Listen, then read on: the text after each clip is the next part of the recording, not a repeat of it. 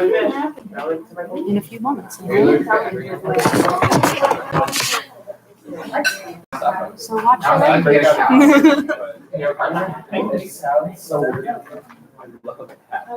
Are you in charge of this today? This one? I don't know if I'm ever in charge of anything. I'll be in charge today. It's All right, yeah, sorry. Well, Nothing adds expertise. please don't let me stop all day. I love your shoes. No. Those are the cutest things I've ever seen. The official grandma store. How dare you? This section is fire. And also their section of Gianni Vinny.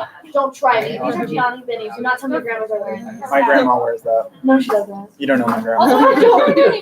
In town, you can buy Steve Madden at, so. Yes, Steve Bannock, Calvin Klein, Lincoln Harmony. It's the only store I can get Chanel cologne at in the state of Montana, so it's not all that. Sorry, I'm just saying. you should get some. I'm just they saying, sell Louis bags disproportionately at Dillard's, they're over the age of 60. Yeah, they sell Louis bags now. They have a like retro section. Yeah. Wait, when you say Louis, we're talking Louis Vuitton. Louis Vuitton. You know what's on Louis Vuitton? I don't know. Recently. Louis Vuitton, Parsons. Louis Vuitton. Who's that? I didn't realize they sold Louis Vuitton at He teaches. You teach that here? just Oh, Forestry? oh, that's right. Forestry. Forestry school. The flannel. You look so good. You look so good. I mean, he knows how to make them. You good? I'm just like literally, you're the reason I'm wearing this belt right now. I'm like, I want to look as good as you can with the boxers. Yeah. Kyle. You good? I'm like not watching. Oh my god. This one's on you. Yes, it is.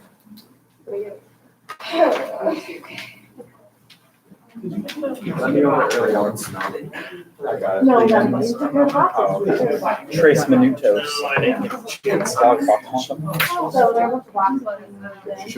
And then It's a vowel, it's things. yeah, I couldn't hold on. I think we did. Val. Conservatory function. No. Unless I had to go to. I went to a job to do that with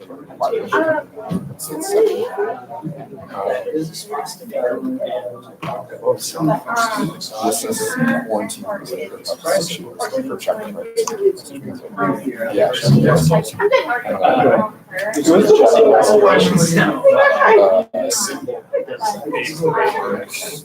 Oh, she's still there? I mean, like, is it square? Like, is it square? Well, it goes the other way. It's an actual, just Yo, I got mine today. I brought my backpack. So, yeah. I've got enough pins for this entire table and those people back there. I like it. There was Always carry two. That is, yeah, I don't need it.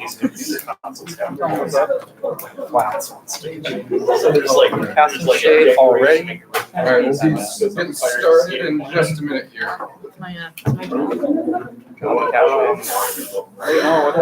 Abigail, do you want to do a committee report for OPM? Do you want to do a report for OPM even though? Yeah, so I was just gonna do like a general intro and then yield to you and Noah. Okay. And is that Well, no, I meant a written one for next week's committee reports. I wouldn't mind doing it if you wanted to, but if, you probably don't need to. We need, so I don't think we need to. And I think as things start picking up, there will be enough going on campus to attend that we won't have to have the committee meetings.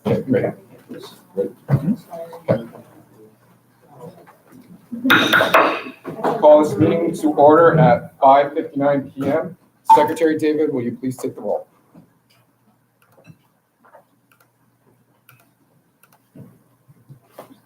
Senator Rockmall, Unexcused. Senator Anderson, Here. Senator Brennan, Here. Senator Borgasani, Here. Senator Carmichael,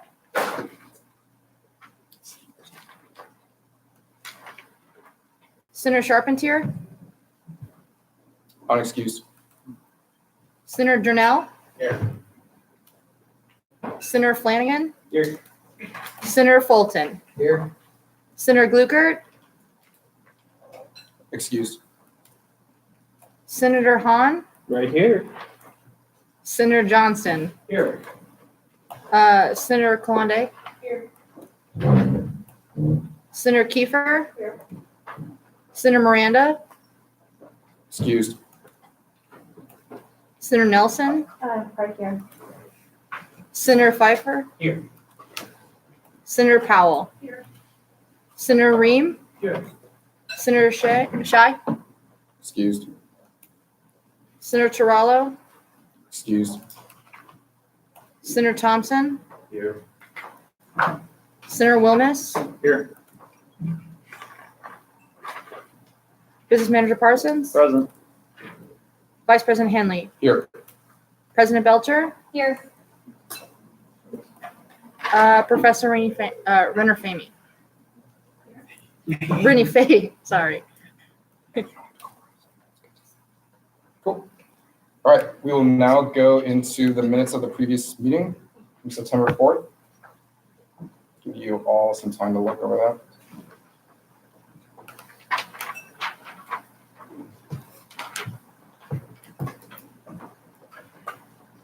that. Senator Flanagan. Can you go down to the committee reports section? I believe that's where it is.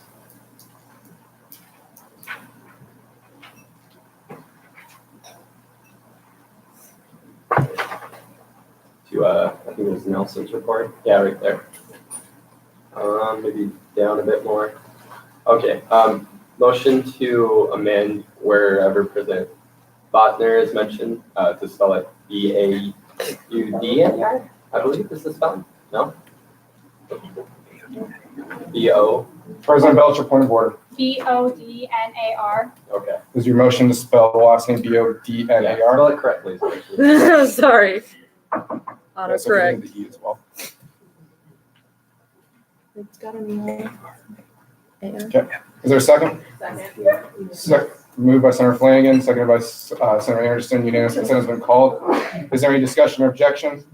Discussion or objection? Seeing none, the amendment passes. Is there any more discussion on the minutes of the previous meeting? All right, seeing none, I will now entertain a motion to approve the minutes of the September 4th meeting. Moved by Senator Fulton, seconded by Senator Wilmes. Unanimous consent has been called. Is there any discussion or objection? Discussion or objection? All right, seeing none, the minutes have been approved. All right, we will now move into public comment. Just as a reminder to senators, please do not eat, pass notes, and do not pour drinks. You can drink water during this time as well. Is there any public comment?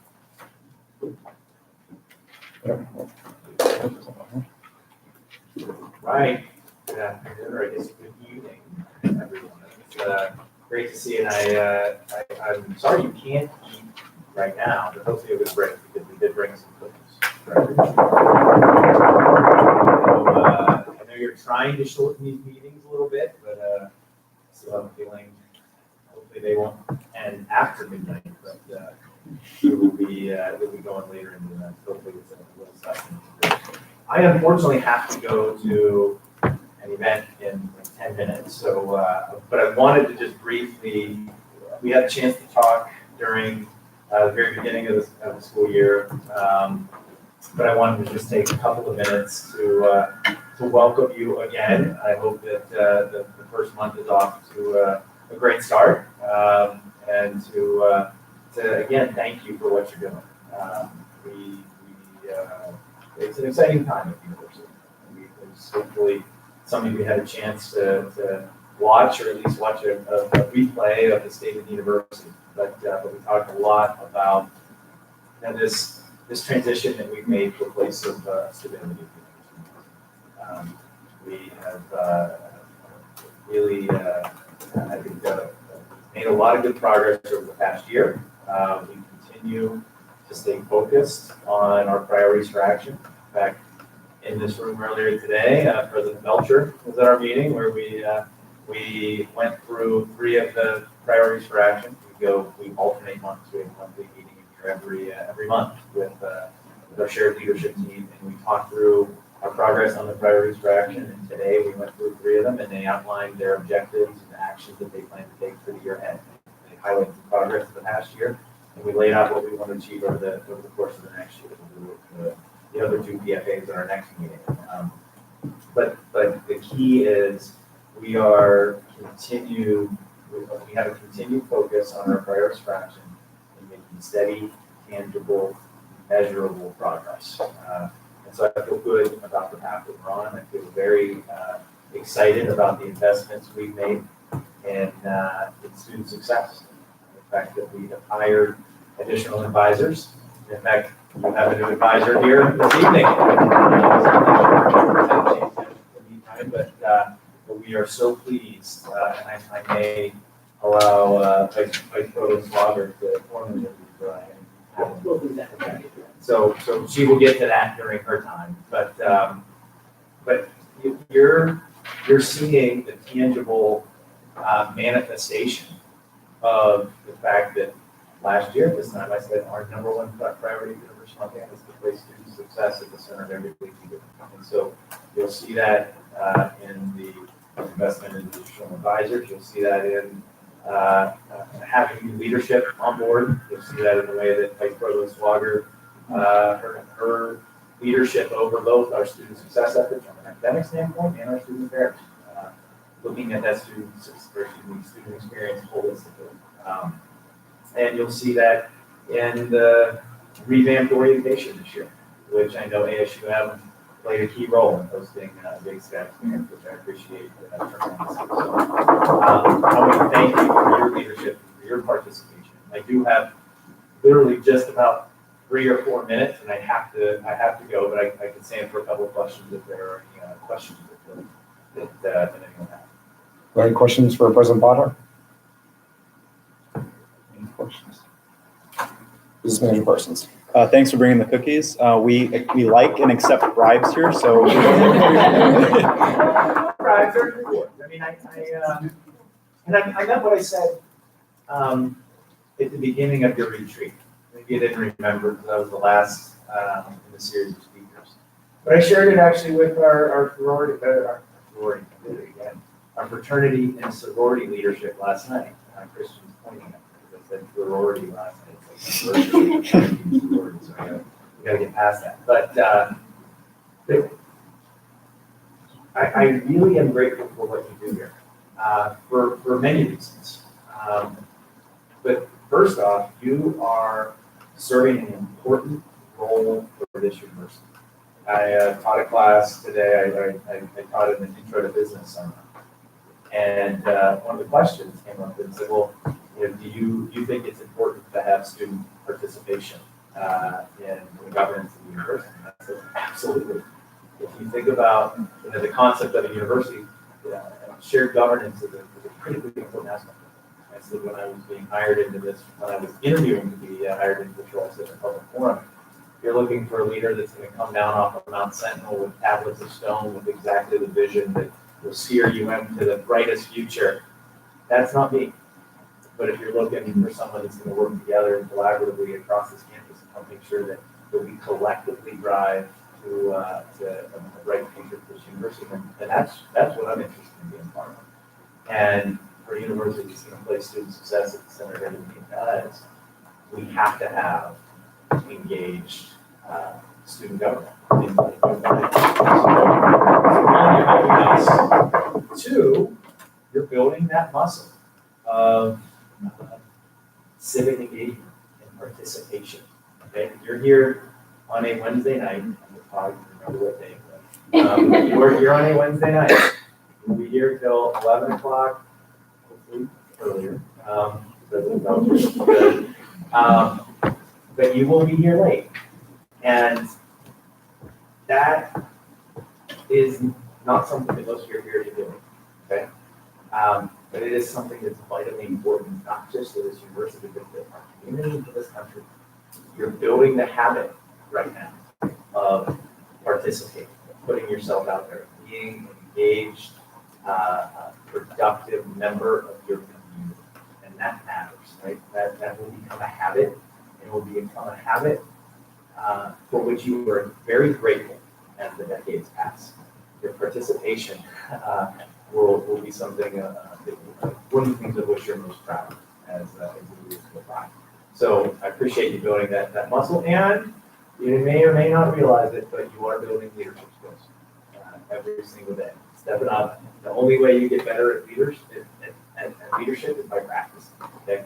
Repetition is what makes good leaders. So and more than anything in the, right now, this world needs good leaders. So the cookies are not a bribe. The cookies are a thank you, and they are a genuine thank you.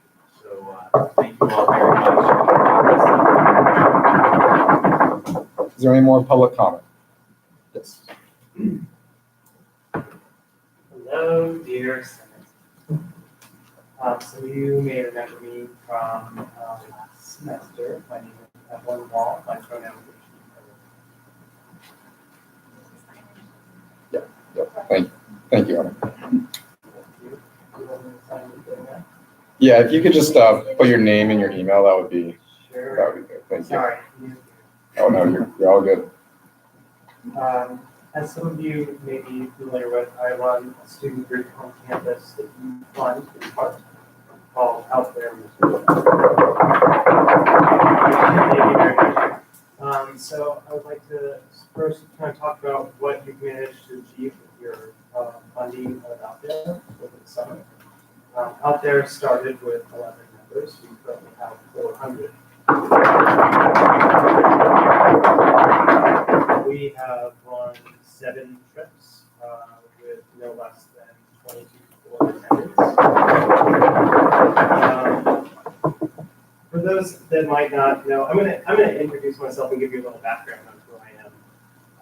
My name is Evelyn Wall. I transitioned while being enrolled at the University of Montana. I have off and on gone to school and then gone off to do other jobs, but I've been a part of this university since 2007.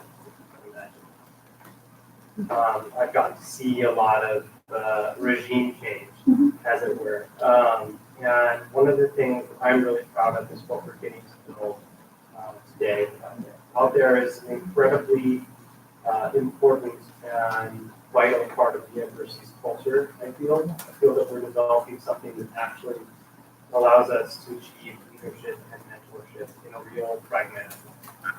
What we do in Out There Missoula is 2 things. We have 2 core mission statements we really are dedicated to. One is we manifest outdoor spaces and outdoor recreation spaces for LGBTQ people and allies.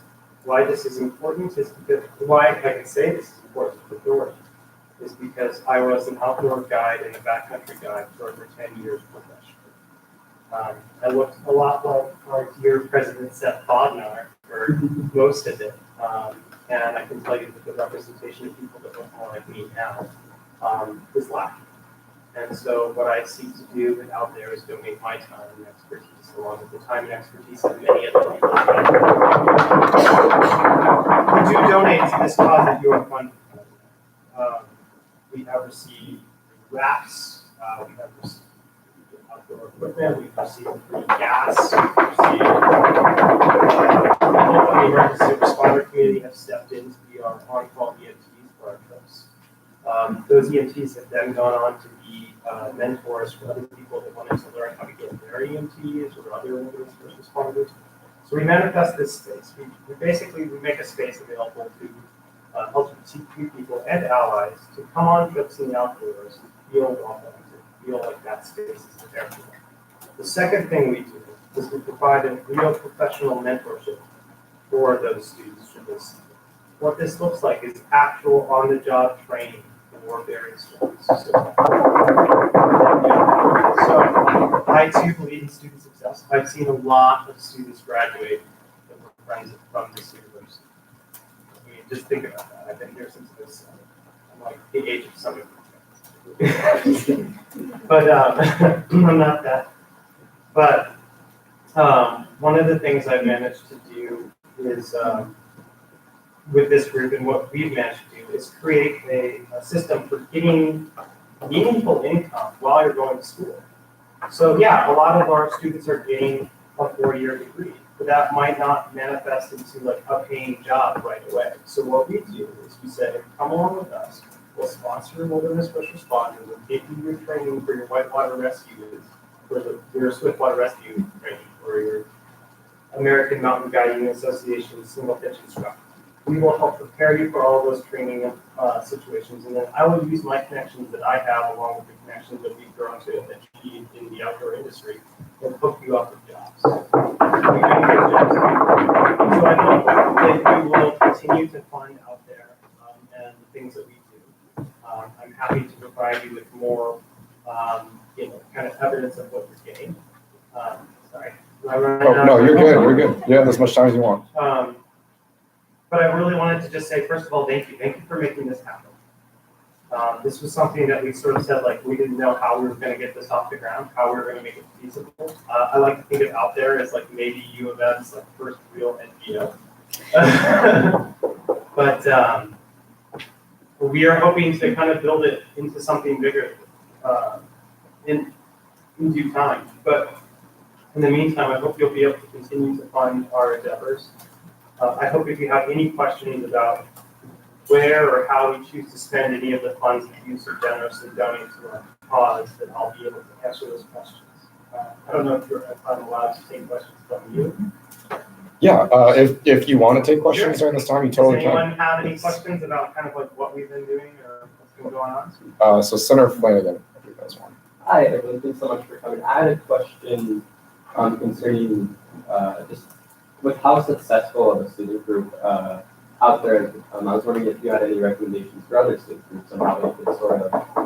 Yeah, totally. One, you have to really, really believe in why you're making it. I will die doing the kind of work that I'm doing now.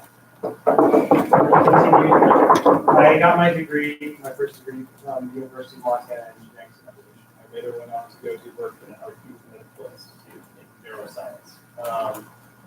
I took a break from that and did work in industry science and had an opportunity to do a PhD in I'm passing that up to continue to do work for the LGBTQ community, especially here in my hometown. So if you have that kind of passion, I think whatever your student group is will be successful. I think being organized.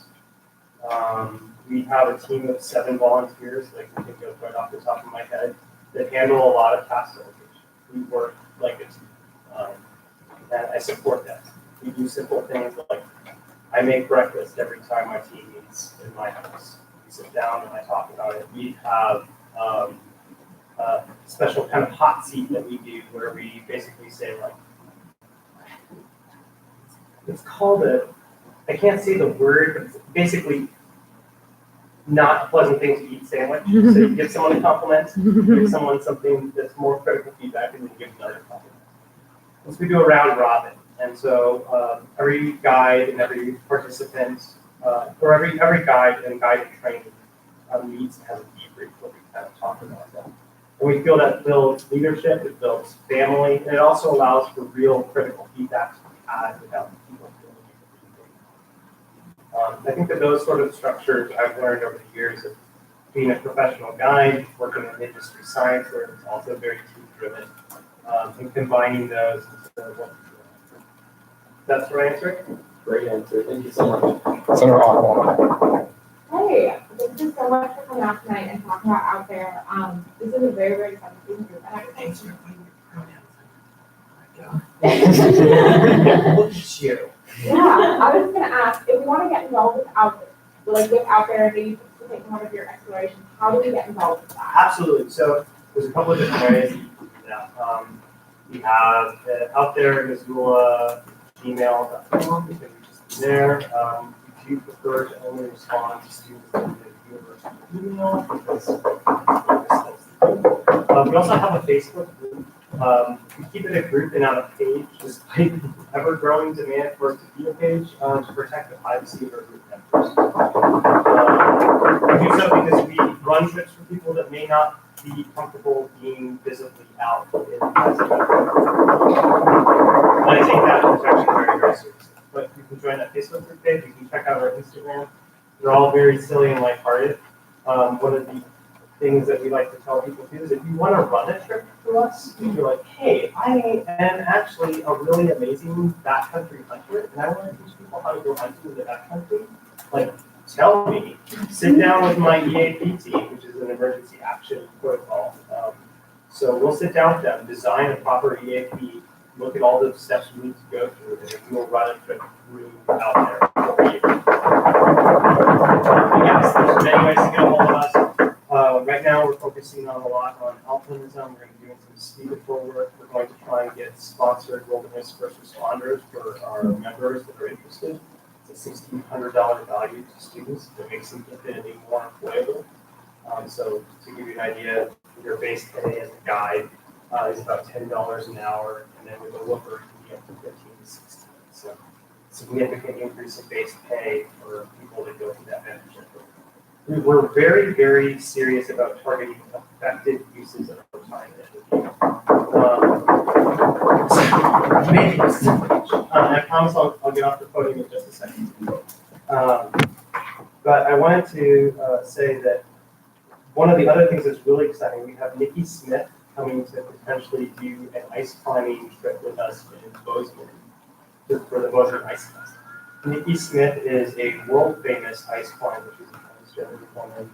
She came out 4 years ago. She has more first ascents than anyone I can think of. I've always climbed these overhanging vertical ice. Amazing. She's amazing. Look at her.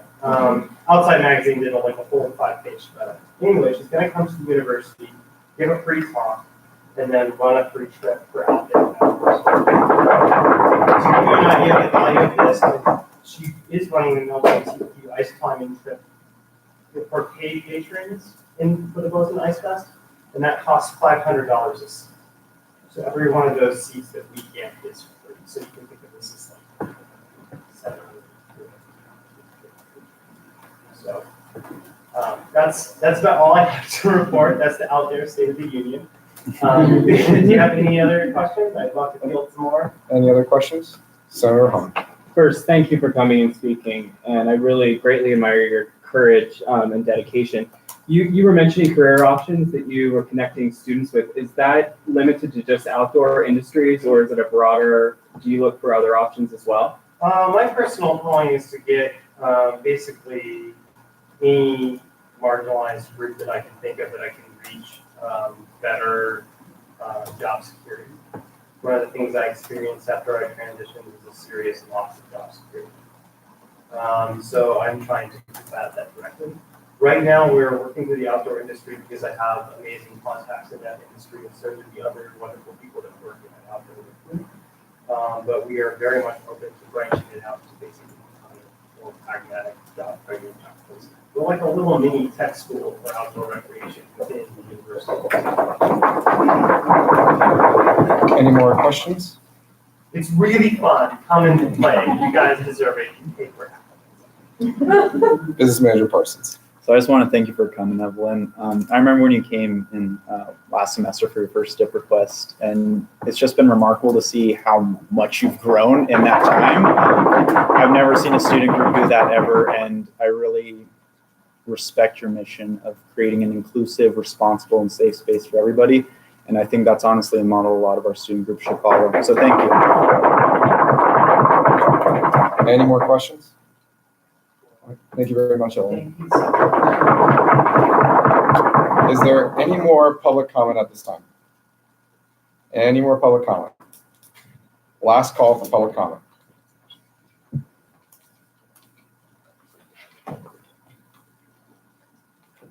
And so ends public comment.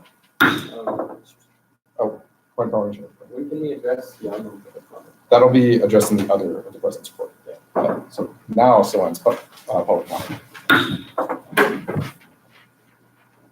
So begins the president's report. First up, we have a couple special guests. Sarah Spauger, Vice Provost for Student Success. I'd like to welcome you to the podium.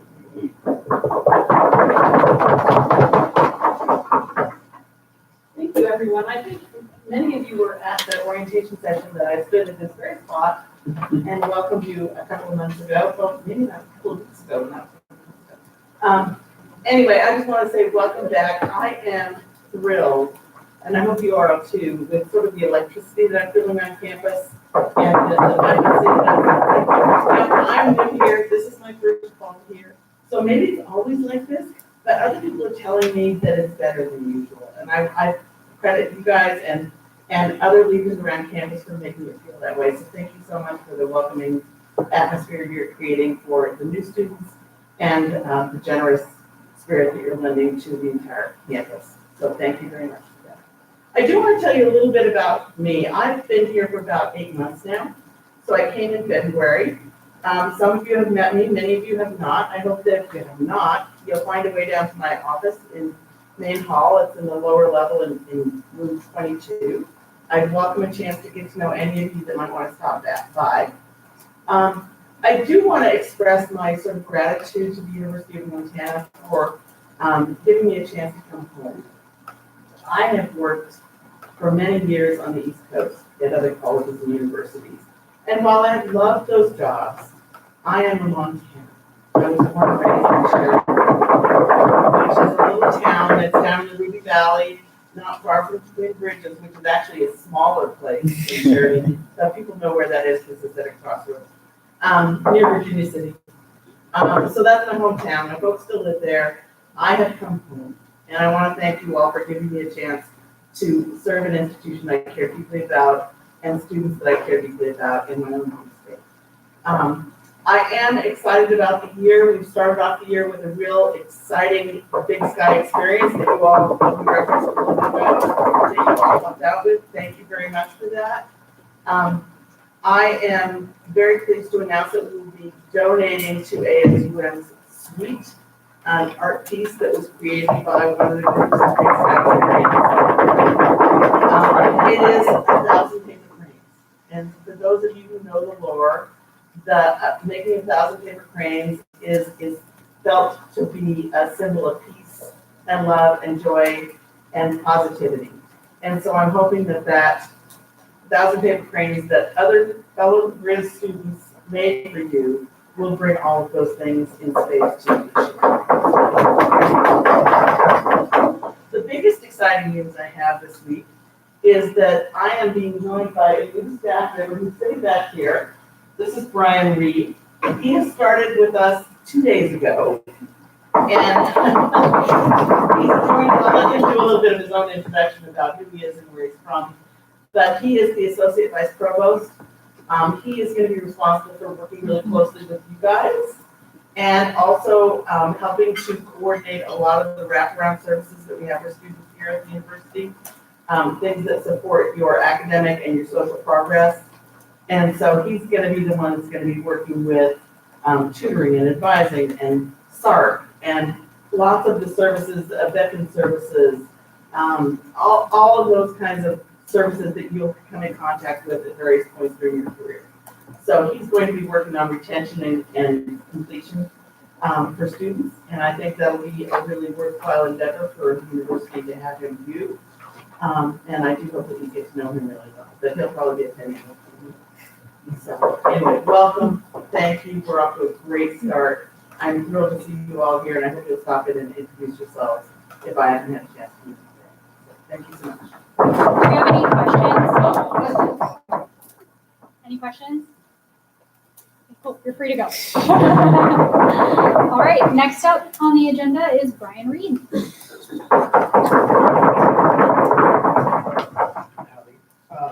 I'm Brian Reed. I'm the new Associate Vice Provost for Student Success. I recently come from Dartmouth College in New Hampshire, so I'm used to cold weather. I just want to say that I'm really excited to work with this group, and I was really happy in my last position. I love my job, I love New Hampshire, and I love my students. But when I met the people here in Montana, when I came for the interview, that sealed the deal, and the kindness and the generosity and the genuineness, particularly Abigail and Ethan when I met them, and I thought if they're representative of the student population here in Montana, then I have a lot to look forward to. So as Provost Swager said, our Vice Provost Swager said, I will be responsible for, among other things, looking at retention and graduation rate. And part of that dovetails in my sort of my hope for this group, which is, I think, for us collectively to think about how the Montana experience isn't the same for everyone, and how circumstance, whether that be economic or racial backgrounds or whatever, creates a different experience here. I would hope that we could work together to always keep in mind those most vulnerable here at the institution, policy, and we recommend policy. So that's my commitment. That's what I keep my focus on. And also, I think the other thing too is we live in some really interesting times, both socially and politically. And my hope for this group is that that we could exchange ideas and differences of opinions and really bring up them in collegial ways. And again, I think that your leadership and the invitation of how that is to go, I'm excited about that. I think I think we can, because I think advocacy does not necessarily or have to be adversarial. And my promise to you is that I will be a conduit, a good conduit between you and the administration and that's the election. And so I'm really excited to hear Great. Well, first of all, I'd just like to give you the warmest welcome. Thank you so much for coming. And before we move into questions for Brian, we do have to confirm him. And so, as per Article 4, Section 1 of our Constitution, we will now move into a placard vote to confirm him as the Associate Vice Provost for Student Success ex officio liaison. And this has to be a 2/3 vote. So, all in favor? Awesome. Everyone opposed? Abstentions? All right, motion passes. Congratulations. Do you have any questions? All right. Is there anything else you'd like to add? Great. Thank you so much. Next up on the agenda are some Board of Regents updates. As you know, last week we did not have a Senate meeting because the executives attended the Montana Board of Regents meeting. During those meetings, the Montana Associated Students traditionally has a meeting, and we met this time. The two notable things that happened were, first, we got a visit from OCHI, and they expressed interest in looking at mental health from a statewide level. And right now I'm looking into ways to get students involved in that effort. So if that's something you'd be interested in participating in, please email me, and I'd love to plug you in. The next thing that we discussed at the Montana Associated Students meeting that is important to bring up are dues. We're currently looking at developing a formalized process for universities to pay dues. So sometime in the next few weeks, you'll be seeing a request to pay dues for Montana Associated Students. We have to pay these dues in order to be a member of that governing body. Are there any questions about the Montana Associated Students meeting before I move on? Senator Hahn. OG? What's OG? OCHI is the Office of the Commissioner of Higher Education, which is the administrative body. Senator Hanley, or Vice President Hanley? So you can find an organizational chart of the Office of Commissioner of Higher Education and Board of Regents in the back of your retreat packet, which should still be in your Senate binder if you have any questions about the statewide governance for higher education. All right, any more questions about maths? Awesome. And so then the most notable update from the Board of Regents meeting is that they approved a tuition waiver for members of the National Guard, which affects about 100 students across Montana University system. So that's super cool. Any questions about that? Senator Johnson? When will that tuition waiver go into effect? I believe next semester. Vice President Hanley? Next semester. Alrighty. The next thing up on my agenda is a discussion about the swastika on the side of Corbin Hall. I'm going to give you a brief background about what has been happening concerning this issue, and then I will call for a speakers list. So as you all know, last semester, during the spring semester, a student noticed that there was a swastika on the side of Corbin Hall, and the school newspaper published an article about it. Over the summer, Vice President Hanley and I met with the provost, and they weren't sure what to do about it, but said that they would get back to us. And then since school has started, there has been a meeting that included all shared governance leaders to brainstorm about what the process should be. Today I met with Kelly Webster, the Chief of Staff for Seth Bodner, and it looks like they are moving this over to the Diversity Advisory Council, and they're going to be tasked with finding a solution about what to do about the swastika, whether that's to take it down, put up a plaque explaining why it was there, or donate it to a museum. There are different consequences and benefits to each of these actions, and I would just like to entertain a discussion about what you think as students should happen with the swastika and answer any questions you might have. Oh, okay.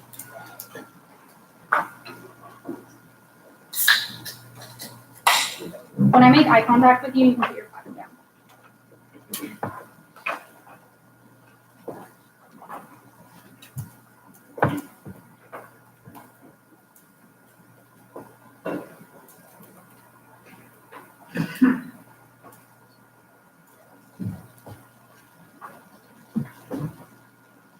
Piper?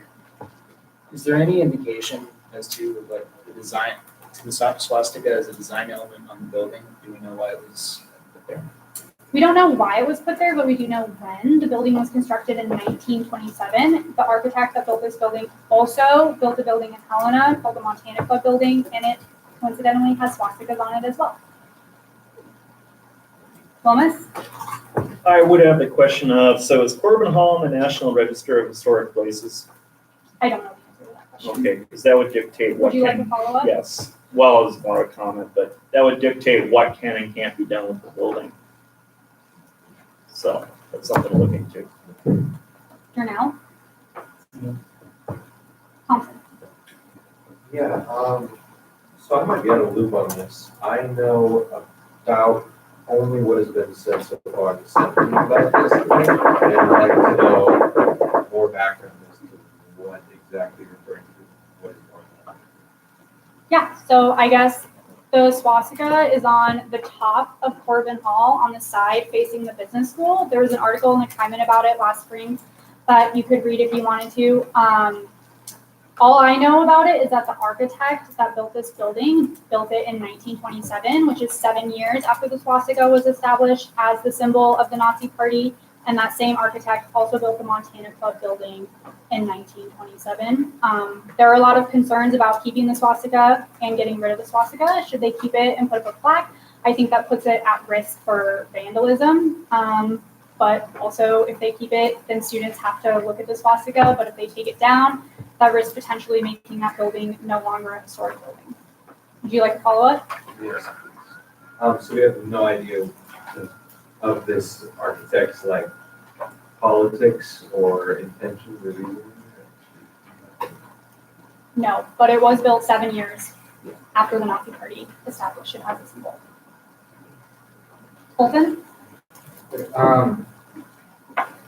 you said it was 7 years after, so could it have been like basically a social aspect of when it was built?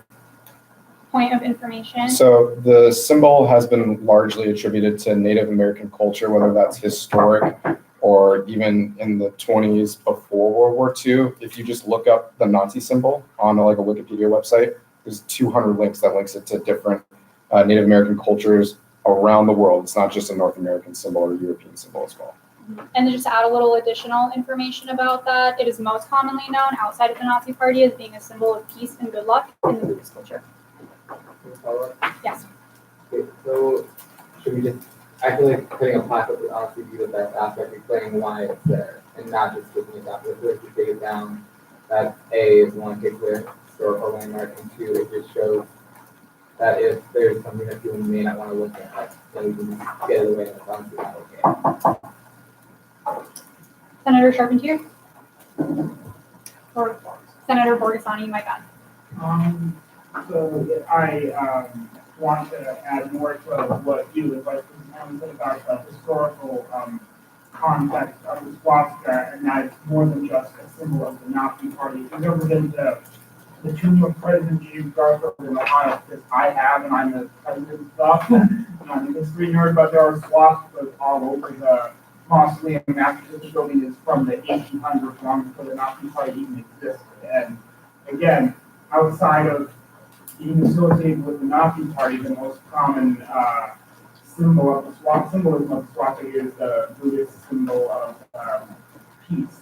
And does that mean we should start a movement to remove the swastika off of every single building, even a building that predates the Holocaust and World War II? So I would agree that a plaque would be a better answer than just removing it. We should acknowledge the history in Rockland, there's more to be associated with the house than just the Holocaust and the Nazi. Senator Hahn, Yield. Senator Rockmore, Yeah, I was not aware that this existed or was an issue until this meeting, so I appreciate learning about this. And as it stands, the fact that it was placed there at the time of its place, I think we do have to acknowledge the historical significance of when it was put into that building. But I think it is important to acknowledge our history and acknowledge the fact that maybe we weren't so good to certain people in the past, and maybe there were issues with racist architects in the past. Instead of trying to pretend like everything's always been hunky-dory and fine. So I'm also on board for a plaque because I think it's important to acknowledge and move forward from our history and not erase it. Senator Johnson, I am also in favor of plaque. I just think I can't fathom what that plaque is saying. I mean, I really can't understand as a student reading a plaque with the swastika. But then, like, I would love to see suggestions or something like this. I can't imagine a student reading a plaque that says, this architect built this building 7 years after the swastika was the established Nazi party symbol. And I can't, I'm not going to speculate on what his intentions were.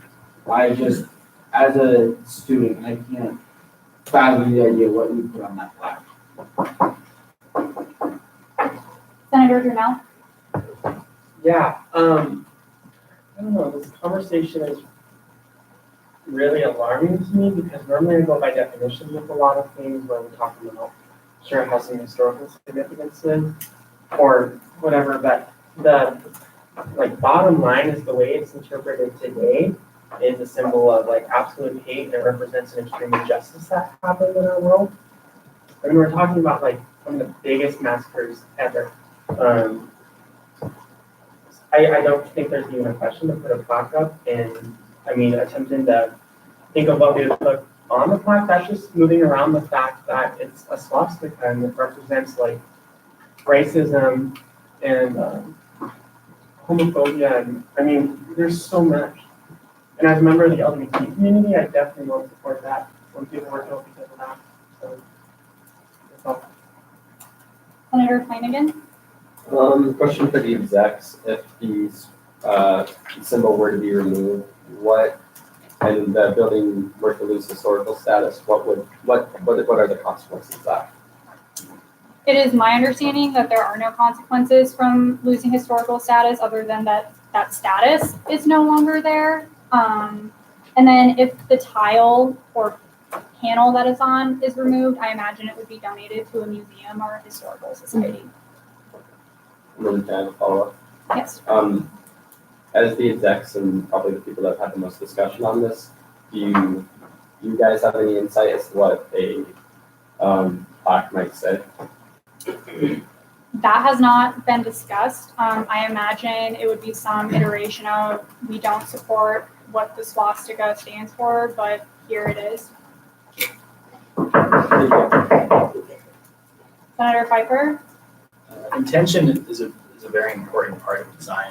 And when it comes to racism, I understand that there's been a bit of a counterculture going on. People are starting to reclaim what the swastika used to mean before it became so closely associated with the Nazi party. And I think it can be good for us to encourage any reassociation with a symbol of peace. With that in mind, I do think the plaque needs more information about the architect.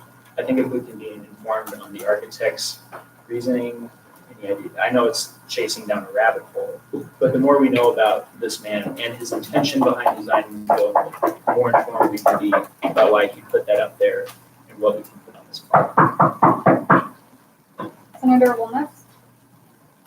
It sounds to me like it's what we do with this is going to depend entirely on the context regarding the architect and the historical significance of the building. So what I would like to do rather than form a solid opinion tonight is I would be happy to go to the Mansfield Library over the next couple of weeks, dig into the archives, and gather any information I possibly can about Corbin Hall's history. Thank you. And I would just like to add for information to all of you that when the Diversity Advisory Council is in the process of making a decision about this, because ultimately that decision lies with them, they will be visiting each branch of shared governance. Vice President Andy. So just the brief knowledge I know about Corbin Hall, when the building was built in 1927, and there was a little bit of a remodel done in 1961. This plaque was originally included on the cement thing above the windows. As to the intents and other things like that, I don't have any knowledge, but I did find a picture from 1927 when the building was first constructed, and that's what the building looked like. Senator Fulton. So going back, because this does have a lot of Native American historical value to it, and coming from Eastern Montana, where if you drive to the north or south for 30 minutes north of my house, you can find a lot of buildings and a lot of other areas that have those. And depending on which way the symbols are facing, the way that the Nazi Party used it, it dug into the ground, so that it's made destroying a lot of Native Americans, a lot of ways people are doing it. It has the symbol facing upwards, so where it lands on the ground. So I don't feel like it's just removing it or taking it away. Yes, we put in a museum, going for that. That could also educate people, but I don't feel like it's if we need to full on take down something that needs to be shown. We don't need to hide our history away somewhere else. We need to display it. Senator Akmal. Do we know if, the way that it is on the building, does it have any structural integrity, or would it just be easy to popping off the building? It's like a tile that's made out of some kind of cement type material, but it's not big. It's the size of my head. May I have a follow-up? Yes. Okay, so if it's really small and would be easy to remove from the building, I think best course of action probably be taking it off the building. Whatever, because I don't know, I assume it was pretty big, it's not gonna be the whole thing, but if it's this big, then you can just take it off. And if you wanted to make sure that the history of Montana, or the history of this campus and the architect's intentions were still known, it could also be put in one of the museums on campus. Further explanation available there. But if it would be really easy to get rid of, then you just take it off the building, because it's kind of messed up to have a swastika on a building now. Thank you. I would also just like to point out that I would hope a swastika that was bigger than that would have been noticed before. Senator Johnston. I'm gonna go on a limb here and using things wrong. I don't think an architect in the late 20s really talked about his history if he was a Nazi, and I don't think that history necessarily be well known. So I don't think that that's a rational to the system. Senator Anderson. May I have personal privilege to look up on my cell phone? Sure. Senator Hunt. To just make a comment, 1927 was 6 years before Hitler came to power in Germany. And to put it in a broader historical context, before an era of being able to share images and photographs, most Americans had no idea that it was associated with the Nazi Party in 1927. Just saying. Vice President Haley. So the swastika isn't like a German swastika in the traditional sense. It doesn't look exactly like it. It has 4 dots in each of the 4 squares. So it's not a mirror for mirror replication of what the Nazi Party used as a symbol in Germany during that time. Any further comments? Senator Wilmes. Is there an estimate on what the cost of removal would be?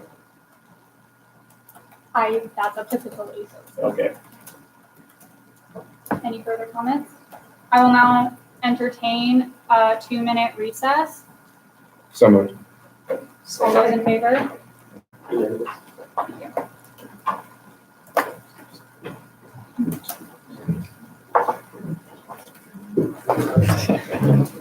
Discussion or objection?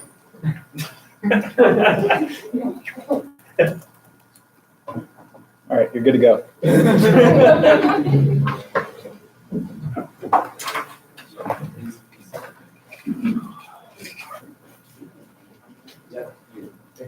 You gotta go. I never thought it was such a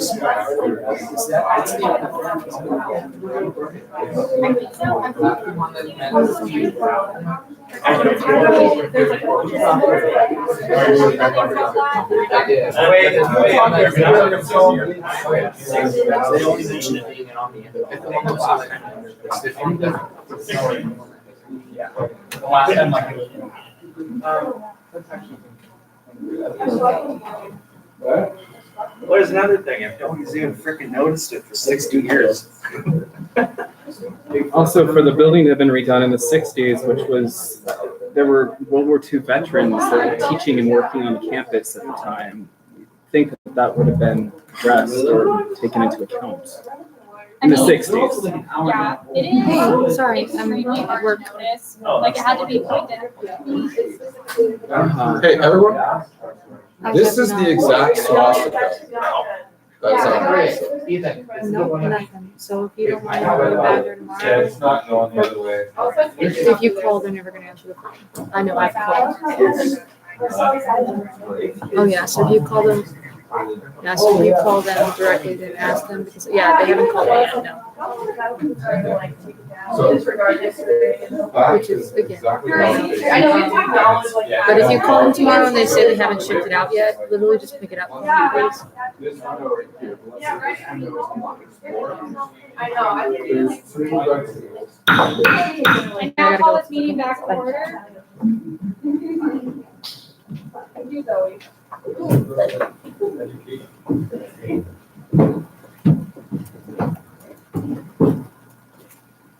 Senator Anderson, I was looking at that, to see what it was like. But also. Senator Anderson. So for those of you who don't know, I am Native American, and so I understand the concerns about having like a sponsor or something that's like associated with the Nazi Party on campus. However, I also think that it's important to note that we are on Native lands. I also think it's important to note that compared to what the Nazis used in swastika is a really, it's a distortion of what it was meant for, and it was a manipulation. And I think to completely disregard it by just taking it off the building would do a disservice to not only the land, like the history, the land that we're on, but also the Native American students on this campus. We're trying to reclaim symbols that have been misappropriated by different groups from our culture. So I would just like everyone to take that into consideration too. Senator Akmal. So after some light Googling, I have found out via Wikipedia that so this specific one with the dots is not associated with the Nazi Party anyway. The dots are different. And so it's partially a Hindu symbol associated with the Hindu goddess Kali, who she's a complicated history. I'm not going to get into it, but it's good things. It's good vibes. And then I think that the dots also have significance in a couple of different Native American cultures, I think. And so I am making a big guess that maybe this was not intended to mean Nazis because of the dots and because of the direction it was going. Because specifically the dots and the direction are associated with like positive things in the Hindu religion, and also I believe in Native American culture. But that is just from the Wikipedia that I looked at. Senator Wilmes. I would wager that if the architect was associated with the Nazi Party, he probably would have just put a standard Nazi swastika up there. So, like I said, that's just a wager on my part, but I would guess that there's probably no correlation. All All right, I am now going to cap discussion on the swastika, last call for speakers.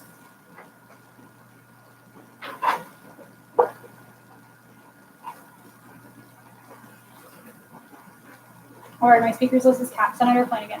One thing I think we should keep in mind, just for efficiency's sake, is that President Belcher did say that we might be seeing the Diversity Advisory Council coming to talk to us about this when their decision is going to be made. So a lot of what's being said now can also be repeated to them.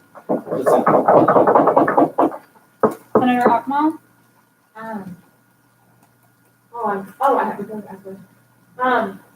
Does the other building that the architect designed, is it also this style of swastika, or is it a different style? So I've been in that building and I don't remember there being dots. The way it is in that building is it's tiles and it's a geometric pattern. Okay, is it still going? Would you like a follow-up? I would love a follow-up. Follow-up. Cool. Is it still going the same like geometric way up? Like, do you remember if it's going the similar direction and not pointing downwards or pointing upwards? I don't remember. Okay, sorry. Senator Johnson.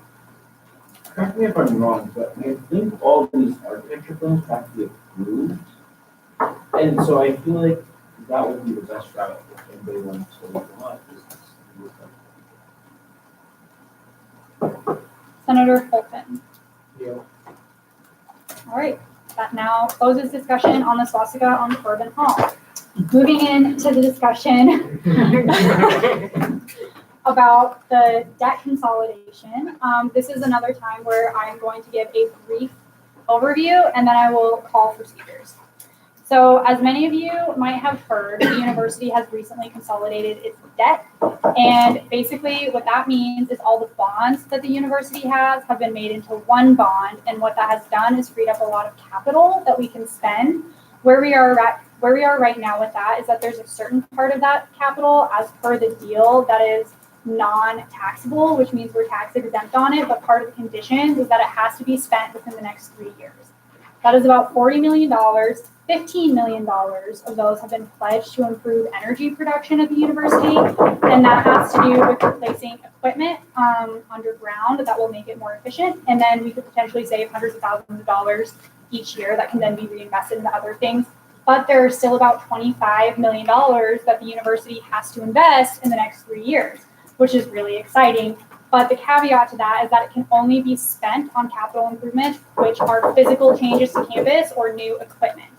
And so what we're doing is we're conducting a survey to students, faculty, and staff. And what I would like from you is for you to email things that have to do with campus space, facilities, or equipment that you would like to be changed to include as an option on that survey. We do have to move quickly on this though, so I would like to ask for those suggestions by Monday, because in order to get spending authority for this money, we have to turn the recommendations into OCHI by November 1st. I will now take a speakers list on the debt consolidation. Senator Akmal. Yeah, I'm just going to say that if the university wants to spend money on something and it's also focused on enrollment and retention, the easiest way to, like, 2 words, 1 stone that is to renovate the dorms. And, which could involve buying new equipment, and it would involve physically changing things on campus, which I believe falls under, yeah, okay, cool. Falls under the requirements of the capital. So I know that in a lot of dorms, there's a lot of student concerns about things just straight up falling apart. And so I think investing this capital to help make sure that the dorms are in, I'm not going to say top-notch condition, but better condition, would definitely be a great way to invest on campus, I think. Senator Johnson. To build off that, I think it should be specific dorms and not just like random dorms. It's like Jesse, Haber, Redding, et cetera, where like you want students to interact with. Senator Kiefer.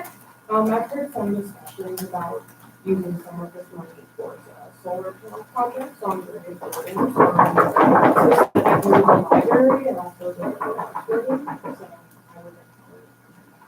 Yeah, so unfortunately today when I met with Paul Lassiter, he did tell me that solar panels were kind of off the table because they don't save costs the same way the other energy option does. But that is still a project that could happen separately from this. Senator Wilmes? One thing that I would like to make a recommendation towards is to allocate some of that money toward renovating West Campus of Missoula College. Anybody who's been there, I'm sure has seen the state it's in. It's not in terrible condition, but it could definitely use a facelift and, different electrical plumbing fixes. Okay, these are all great suggestions, but unless I go back and watch this, I might not remember them all. So if you want them to end up in the survey, please thank you. Business manager questions. Senator Flanagan? Question for the execs. Could you give a bit more background on what this new energy project that you're talking about is and what form of energy it is and whatnot?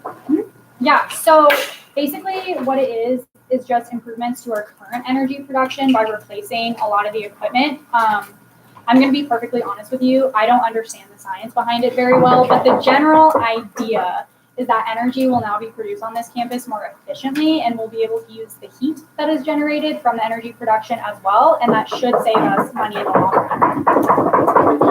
run. Senator Fulton.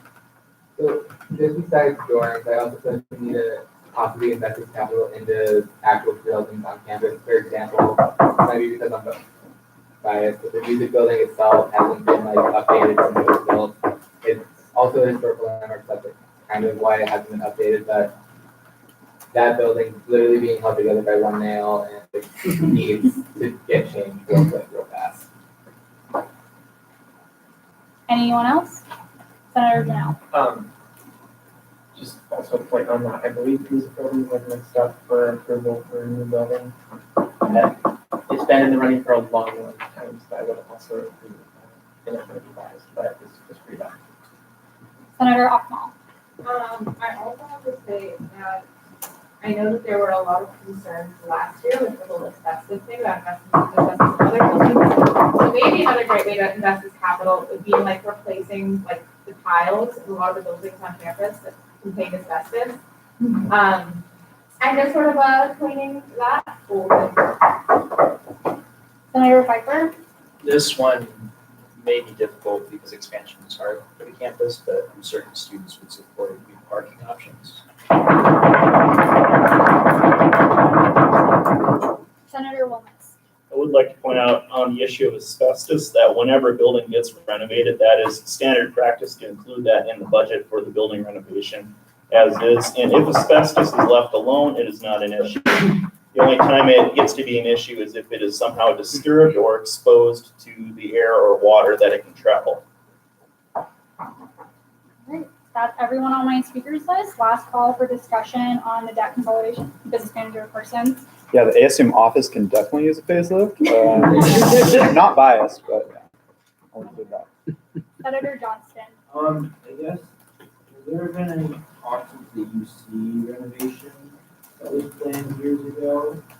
Do you know those things? Not specifically, but a large motivating factor to this measure to free up all this capital is because a lot of our auxiliary facilities in general are kind of lackluster. So I imagine probably part of it. Senator Borghesani? Have there been talks about renovating a lot of the older buildings on campus right clothing? Because I remember some warnings last year about some lead-related issue in buildings like clothing, because a lot of the buildings that were built on campus before 1980, before people began to realize the true dangers of lead poisoning have elements of lead inside them. So have these proposals ever been discussed? Yeah, so I guess I'll just clarify. Right now, there is no proposal, and so we're just gathering feedback from students, faculty, and staff. I think we all like to see every building on this campus renovated, but if there's a specific building, please email it to me. Anyone else? Senator Flanagan. Personally, something that I remember desperately wanting as a freshman was the showers in the dorms to be renovated. I thought they were very almost prison-like, if I'm being completely honest. Now, you might be a little melodramatic, but yeah, that's something personally I'd be interested in. And parking, I think parking's an amazing idea, definitely. All right, awesome. I will now end discussion on the debt consolidation. The next thing that I have in my report is a reminder about the Real College Survey. You may have seen me in your inbox of your student emails last week. That is a link to the Real College Survey, which was also conducted last year. The result of this survey allowed Kat Cowley, who is our food pantry coordinator, to be able to get access to grant funding in order to have a food pantry. And hopefully the data from this survey could show the effectiveness of the food pantry and the state of students in general, and get access to more grants. So please fill out that survey. It doesn't take very long. And if you fill out the survey, you get entered into a drawing to win a $100 gift card. Any questions about the Real College Survey? All right. I only have one committee update for you tonight on the sustainability coordinator search. We hired a new sustainability coordinator. Her name is Maddie Jones. She's very nice, and she'll be coming next week to introduce herself. Any questions about that? All right, and then the next thing I have on my agenda is an OPM update. So this morning, I had the privilege of attending with Senators Durnell and Hahn a presentation from Wiley about their instructional design capabilities with OPM. We also got a short update during that presentation about the process of the MSA. So where that's at right now is it's still floating around between business services and legal. And we were informed that sometime this semester that should be finished. Just a quick review for everyone. The MSA is the Master Service Agreement, which is the general contract that the university will enter into with Wiley. And then once programs are established and built, they will be added onto that contract as addendums. I will now yield the rest of my time in this section to Senators Durnell and Hahn if they have anything they'd like to add about that presentation. So the presentation this morning, what I kept writing down over and over again, because I said it a million times, is that the student vision was their first priority, which is, I think, is really cool. I also think it's something we need to hold them to, and something that we need to lead also on campus. So it's great that shared governance is a part of this, and there's like a lot of faculty, and then there's also student senators in that meeting. But I mean, they've said it so many times. They brought up so many other crucial components, like there's concerns for long distance people and for people in rural areas, internet connection. And then this summer, I also just reached out to a lot of people about online classes in general. And to no huge surprise, there's a little bit of, a lot of people are kind of upset with how things are going. But this is a great opportunity to change that, and I think it starts with some discussion happening here, some discussion happening between us and Wiley. So if you have any ideas on how we interact with students on campus to get a great idea of what they want online stuff to look like on Wiley, so that can be translated to Wiley through us, please talk to me. That'd be really great. Do you have any more comments about Wiley? Awesome. All right, and I only have a few things in my other tonight. The first thing is I'm going to entertain a discussion specifically on the content of the online public comment that was submitted this week. Do you have any discussion on the online public comment? Senator Durnell. So it was cool to see the public comments. I think they'll out there pretty well. I was wondering about the comment about food prices, because it was just it's such a generic statement. I feel like a lot of people also feel that way, but with just that statement, there's not really a call for action or like what needs to happen, except for just like one really general, like kind of almost unachievable thing. Would it be sensible just to point them in the direction of Mr. Howard? Or? Yes, absolutely. So I included the students and other individuals that submitted online public comment. I included their email addresses, just like people who come do public comment in person do. So feel free to email anyone that provides public comment. Yeah. I was also curious as to how we would even go about addressing that situation with food prices. Would that just be a direct conversation from the senators to Mr. Howard? Yeah, so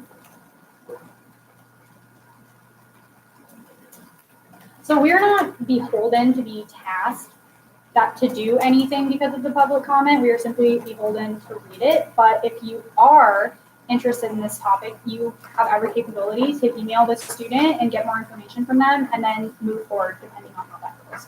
So it's really up to you. Senator Flanagan? Can you pull up the public comments from the board? It should be in your binders. Oh. Yep. And then can I have a follow-up? Yeah, it's double punched. There we go. So for Seth, the food comment, if Seth is listening or reading over the minutes, if he's going through any sort of form of food insecurity, I'd recommend that he checks out the UN Food Pantry. It's a really great resource, and we've had a lot of work with them. I also recommend if he has a chance to come into the ASUM office and work with us, and so that we can maybe help him in some way. I'll probably be reaching out to him via email, just to make sure that I can get in touch with him. And yeah, I hope everything's okay. Senator Colvin? So going off of that comment, so being like a student manager that works for UM Dining, we actually this semester are doing a manager meeting, 1 every 2 weeks. The first thing that was brought up with Cam is he told us the reason why prices are the way they are is he can keep, UM Dining competes with everywhere else in town. For example, the sushi platter that's $10, you can only find that. You can find the exact same sushi platter at Albertsons, but it's $12. Same thing after the food store for $13.99. The university prices are based off of the prices that are around town. Most of the time they try to go beneath everybody else, but then again, housing and food in Missoula is awful. Any more discussion on the content of the public comment? Senator Flanagan? Yeah, I just want to say thank you to Rory and Kelly for reaching out. That was really nice of them. I really appreciate the information on music union that Rory did. And I look forward to working with them more in the future.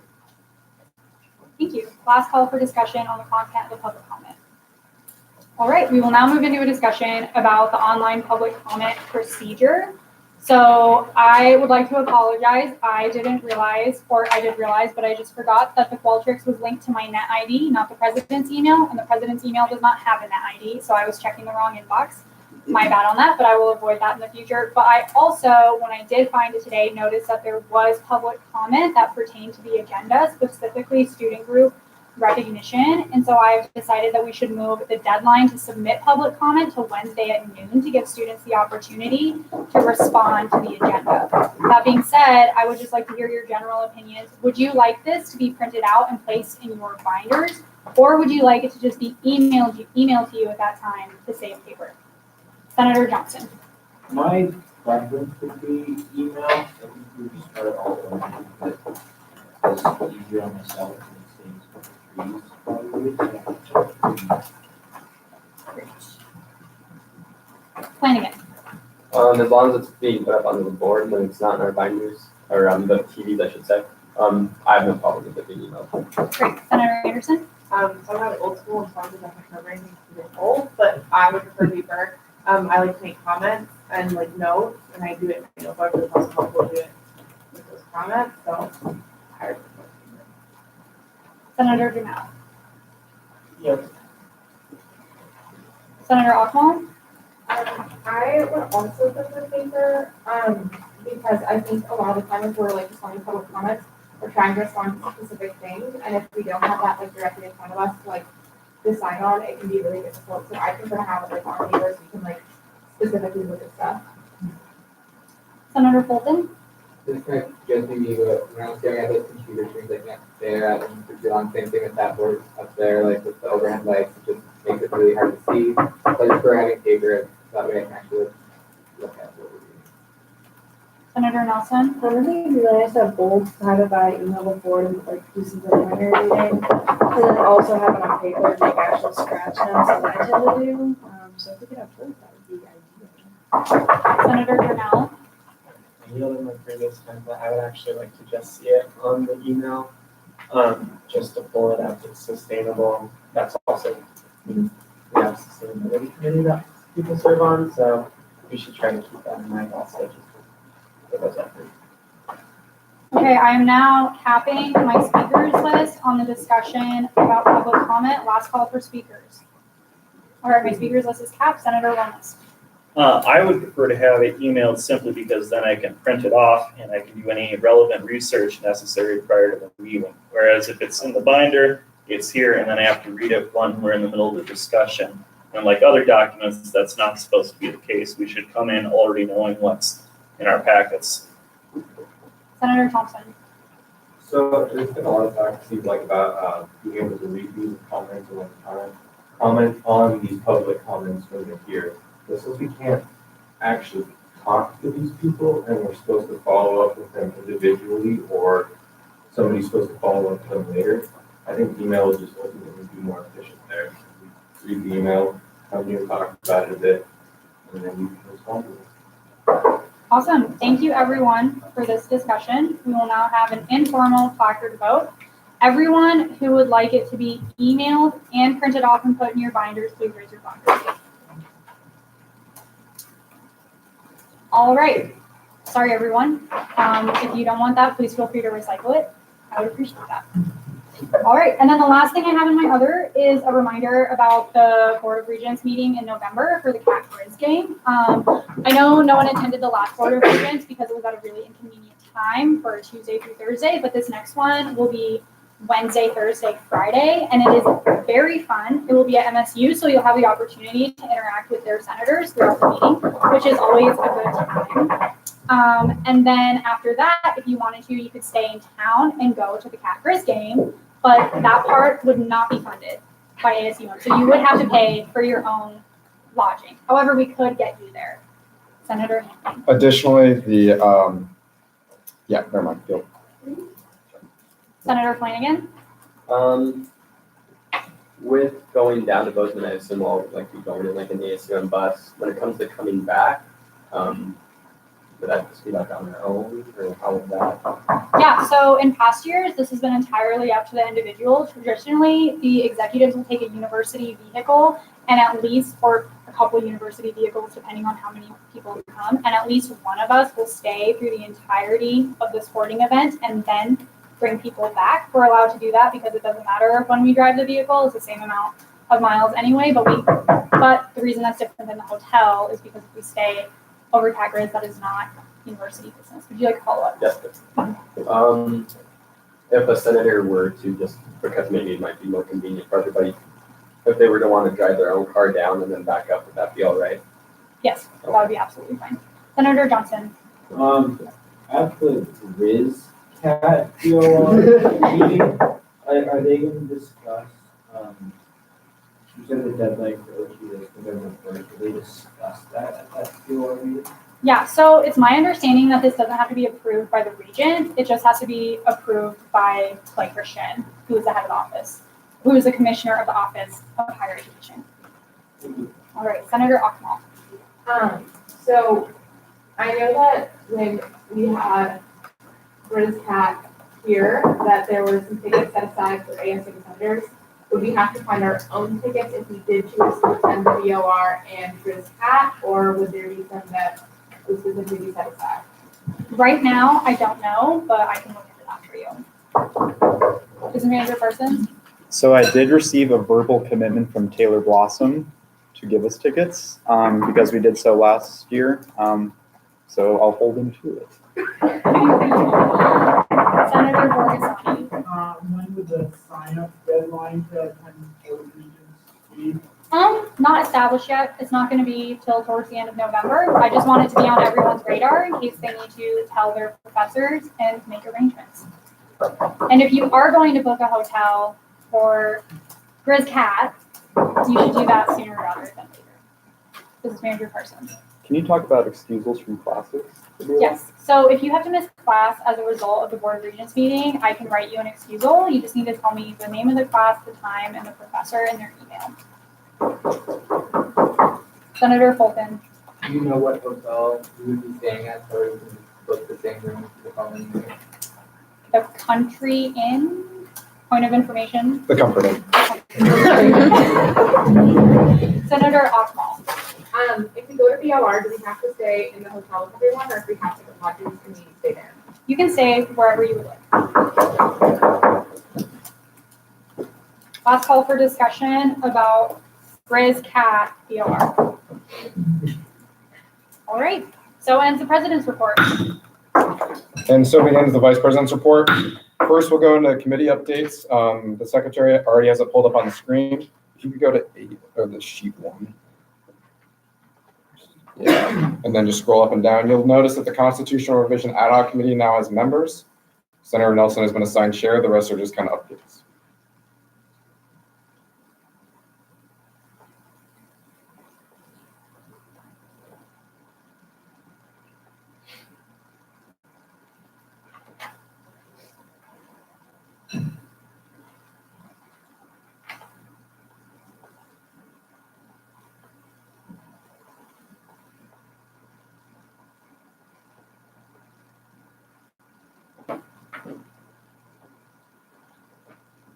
And then sheet 2. Is there any discussion so far on any of what you've seen? Senator Rockmall. I just have a question about the ad hoc committee, and I would ask either Senator Nelson or the execs. I'm not really sure who has the answer. Is this like other ad hoc committees in that there aren't really limits on the numbers of senators or anything, or are there specific place limits? So the makeup doesn't have to be specified, and we can pretty much amend it whenever we want. That was just kind of what I went with, because typically the makeup of ad hoc, so usually like 6 people, sometimes 7 with an SAL, so that's why I put the extra senator spot in the SAL, but it's really up to the discretion of the committee and myself. So. All right, if there's no more discussion, I will now entertain a motion to approve committee assignments. Moved by Senator Anderson, seconded by Senator Ockball. Unanimous consent has been called. Is there any discussion or objection? Discussion or objection? Seeing none, committee assignments have been approved.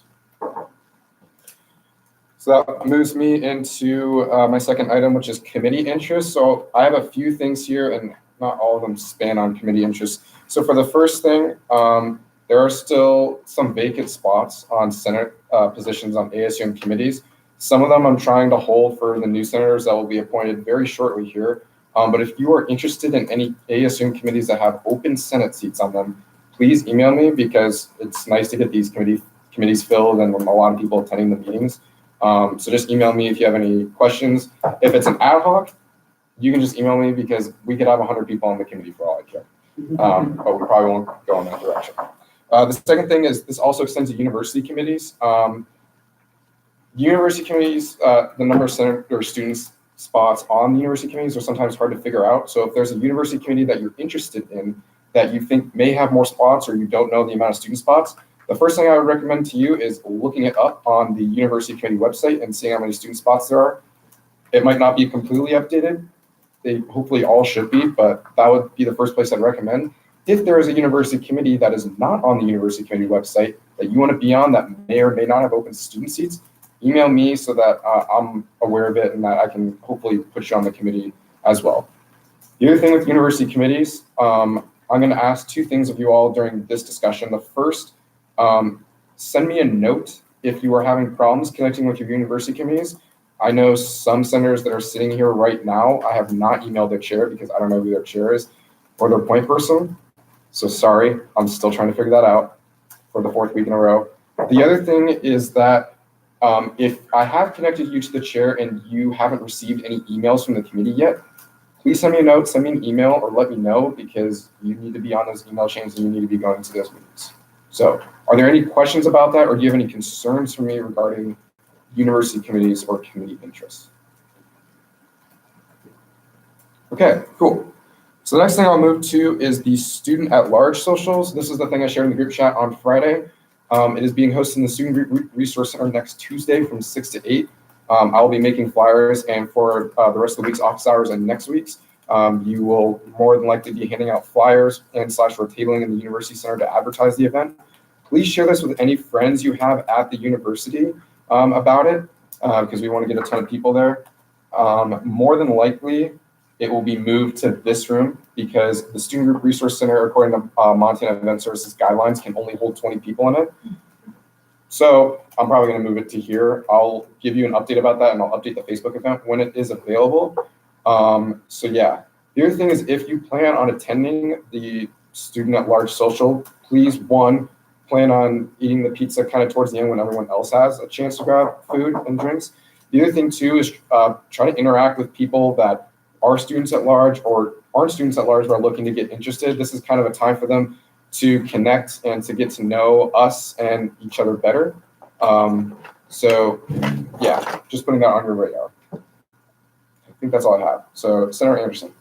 As far as tabling in the museums, when we table in other areas of campus too, to get other student interests, like the law school, the liberal arts building where a lot of graduate students are, the Native American Center, stuff like that. Yeah, I think you could. And if you want to hand out flyers at other parts of campus instead of the UCU Oval, you're more than welcome to do that. That will still be acceptable during an office hour. Senator Ockwell. You. Senator Fulton. Yep. Is there any more discussion? Oh, Senator Flanagan. I put the flyer in the DHC need now. If you need any other outreach from the DHC, let me know. Sweet, thank you. Is there any more discussion about this? All right, cool. Before we get into the resolution, I'm gonna let you all take a 5 to 10 minute break and you can grab cookies and prepare for any amendments that you have for the resolution or whatnot. So we'll come back in about 5 to 10 minutes.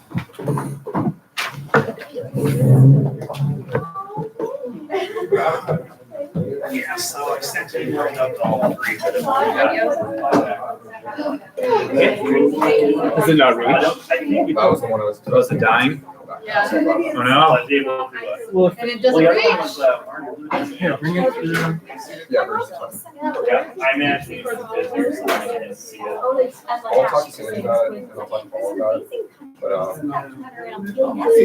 try to get, I don't know if that one's. Well, plus I think also like the three committees that I believe those are ones that might be. That's funny.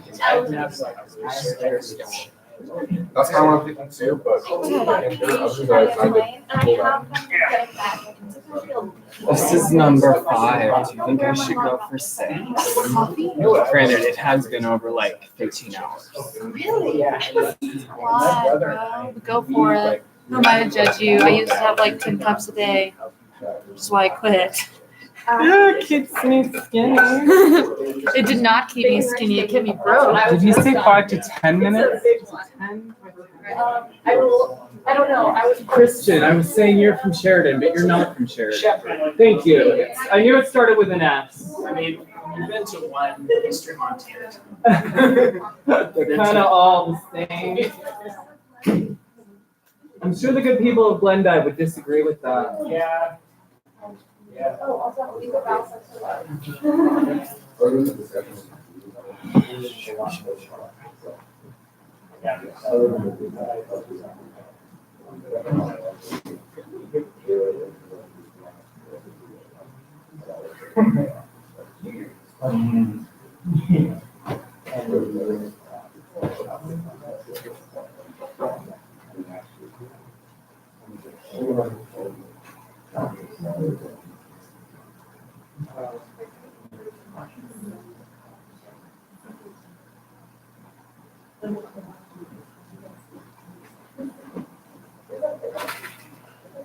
Sour Patch Kids.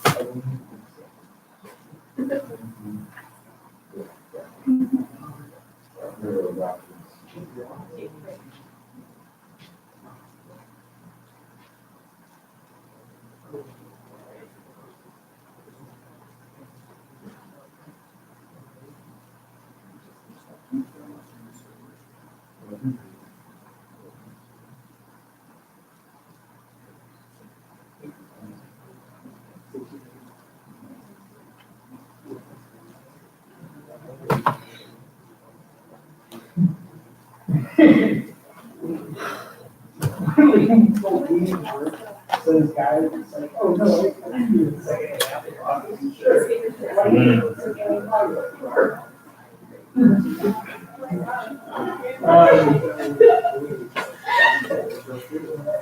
Sugar cookie? Snickerdoodle. It's a very poorly seasoned one. It's still snickerdoodle. for the tickets for I said, Taylor, we gave you free tickets last year. He's like, oh yeah, we can too. So I'm like, awesome. Okay, well, Yes. get on that. I Because know. I want Figures Cat tickets because then I can also have free housing because my sister goes to MSU. I know, that's why I was like pointing at the camera, I'm like, we got you. So to be clear though, so we can get transportation to and from there, but we would have to pay for our own hotel. For the second night, yeah, so if, I think. For BOR, you don't Actually, need yeah. your own hotel, but for It'd be Ghost the- Cat, you do. It'd be the Friday and the Saturday night lodging costs. Yeah, because I think, Friday BOR ends, so then the university trip ends at that point. No, I'll probably just save money and sleep on the floor of my sister's dorm room, so. I was about to say, I know, a lot of the Pinch Greek a kid in your houses car, too. bro. House people. Yeah, no, I'm probably taking my own car and I'll just sleep in her dorm and be like, chill. Well, there's no snow on the ground yet. So is the Yeah, I'll I got sleep outside. Is that a thing we must attend? Is that a Hmm? thing I must attend? Well, at some point, yes, you should. Attend the one, Because I think Year my after roommate this one. was supposed to go. And she has a friend who goes to MSU, so. yeah, you should attend one of them just because they're so freaking fun. Last year sucked so bad. Oh God, I was crying in the stands. I was so sad. I'm a big They lost, like, in the football last 10 person. Like, So am I. so like, yeah, I get very passionate in football games, and I was literally in the stands crying. And this Cap fan looks over at me. He's like, "Are you okay?" And I was like, "No!" And like ran out. Well, if you ever want to come over to my house for a Super Bowl party, I have broken furniture 3 years in a row because I am a Patriots fan. Oh no! No. I went to school in New England, guys. But that's It's a deep ingrained I love. think you're allowed, yeah, if you're in the region, you're definitely allowed. that's fine. I'll permit it. I'm a It's deep acceptable. fan Who's your and team? Steelers. I know. Why? That- You just said if you're in the area. You know, my ancestors worked in the steel mill. It represents me. No. Yeah, no, Seahawks. But I'm a Harper fan, and when you hit winter, you'll see because I have a full-on Patriots jacket, I'm a a jersey that I will walk That's a around 20? in. I don't Yeah. Yeah, I care. went to Oh say my two. God. What? You're gonna get some heat on this campus because a lot of people are Packers and Seahawks fans. My dad's a Jets fan. Okay, I live with a Jets fan. There's no way they can put any more hate on me than I get. AFC. Okay, I'm like low-key, I'm trying to become a Jets fan just because Luke Falk is their quarterback and he came from the Just OPSU. don't. And also like anything I follow Just don't. Barstool Wazoo and they have the best Gardner Minshew memes. Still. It's ridiculous. They still suck. Oh no, they're not good. They're really But bad. the quarterback though, I get to make fun of my father every year. It's great. just because they put him on full blast. I love that. It's great. I love But it. no, also like Tom Brady is on like every one of my lists of like I will love to meet, love to have Tom Brady is everything to me. And I would have a Tom Brady birthday party if it was socially acceptable. I mean, you're an adult. You can do it. Who's gonna stop you? Who's gonna I tell you will you stop. can't? I will You're intervene. not invited. You're I'm gonna Steelers intervene. fan. Nah, man, I'll find it. Yeah. I get that. I'm not that intense about the Seahawks, but also if anyone says anything about Russell Wilson, I'll be like, have you seen his wife though? Again, have you seen his wife though? Okay, yeah, but like, Say something. Say something. Okay, but I feel About like Miss Brady. Okay. okay, I feel like Giselle and Sierra are comparable. I'm saying I feel like they're comparable. We'll get into this at another time. I see you. I will come for you. We'll have conversations. He never sits in the craft. You know what? I think I would call you. Yeah. Oh, you said it's at Friday at 8 o'clock. SAL said? 6 to 8. Yeah, 6 8 6 8 on You know, basically the same thing, but not at all. Tuesday. Yeah. All right, I'll call this meeting back to order. So the next thing that I have on my report is Senate Bill 13, resolution creating the Food Pantry Oversight Board. Since the author Callie isn't here, I will give the authorship to President Belcher. Yeah, so this resolution is basically codifying the oversight board that already exists for the food pantry that has been functioning since it has been established. It's been a really effective model for them and has allowed them to achieve a lot of goals. Okay, is there any discussion on this resolution? Senator Rockmall. Move to change line 51 to read Alexandra Octal and not Alex. Is there a second? Second. Yes. Okay, so there's been a motion to change Alex and line 51 to Alexandra, moved by Senator Ockmall, seconded by Johnston, and unanimous consent has been called. What if parliamentary inquiry, Senator Anderson? Do we need to have that? Because we never actually went to the relation. I'm just gonna run it like we're not gonna do friendly amendments. Oh, I see what you're saying. Yeah. Okay. All right, okay, so unanimous consent has been called. This did not go to the Relations and Affairs Committee. Is there any discussion or objection? Okay, discussion has been called. Senator Ockmall, your authorship. Yeah, I guess it's Alexandra on Senate, not Alex. I didn't even think about the fact that doing the relations and affairs, I'm so brain dead. But yeah, if it didn't go to my committee, I probably shouldn't be on it. Senator Anderson. Okay, so I'm gonna rule I this. can't do that. Yeah, I'm gonna rule it dilatory. I would withdraw my. Okay, so the motion was withdrawn. Does the seconder withdraw? Okay, is there any discussion on this resolution? Senator Ockmall. Move to remove the Stockholm Shared Relations and Affairs Committee section. Second. Okay. So there's been a motion to remove Alex Ockmall, Chair of the Relations and Affairs Committee in lines 51, 50 through 52, seconded by Senator Anderson, and unanimous consent has been called. Is there any discussion or objection on this amendment? Any discussion or objection? All right, seeing none, the amendment has been adopted. Is there any more discussion on this resolution? Senator Anderson. I have a question for the Belcher. How will the structure of this oversight committee, okay, can you define sub-agency roles in the context of this absorption? Yeah, so in the context of this, it's a sub-agency because although in personnel policy, it is under the renter center, its functions are not exactly tied to the renter center, and the way that the coordinator and the AmeriCorps Vista conduct business is somewhat independent. Would you like to follow? I'm trying to. Okay. Is there any more discussion? Senator Nell. Do we have any ways of actually defining what a sub-agency would be under ASUM? Someone could write a resolution amending the bylaws, adding it. Want to follow? Is there one currently in the bylaws? By your Vice President Hammond? Sub-agency is really hard to find, but just as an FYI, I guess some agencies that could be defined as a sub-agency would be like the Student Group Resource Center, since that operates under the ASUM administration budget. Yeah, there's not really a sub-agency. Is there any more discussion? Senator Anderson. Who would chair this committee? Um, Not listed in the resolution. So, okay, as Kat Callie's indicated to me, she would have the food pantry coordinator serve as the non-voting chair, and I thought that it said that on there. Yeah, so it would be the food pantry coordinator that would serve as the chair.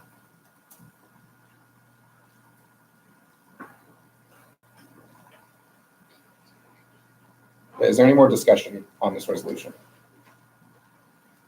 Senator Ockmall. I'm just going to talk for a minute, so if anyone wants to write up in addition to adding the coordinator as the chair, now's the time. I think that this is a really great resolution. I think that we should all support it. I know that Kat Callie does fantastic work as food pantry coordinator, and I think this will just make it easier for her to do work. Thank you on that. Senator Nelson. Can I ask why either ASUM Housing and Off-Campus Renter Center Oversight Board or Relations and Affairs, why wasn't this proposing new business to go to either of those committees to see purpose? So from what Kat Callie has told me, she needs to get this committee filled and it needs to be integrated into our governing documents as soon as possible for the oversight board to effectively operate and oversee the operations, because currently there is no oversight board for the agency. So this was the result of that, and that was the resolution that we worked on with Kat. Senator Anderson. So I really want to support this resolution. However, I have a lot of structural problems with it.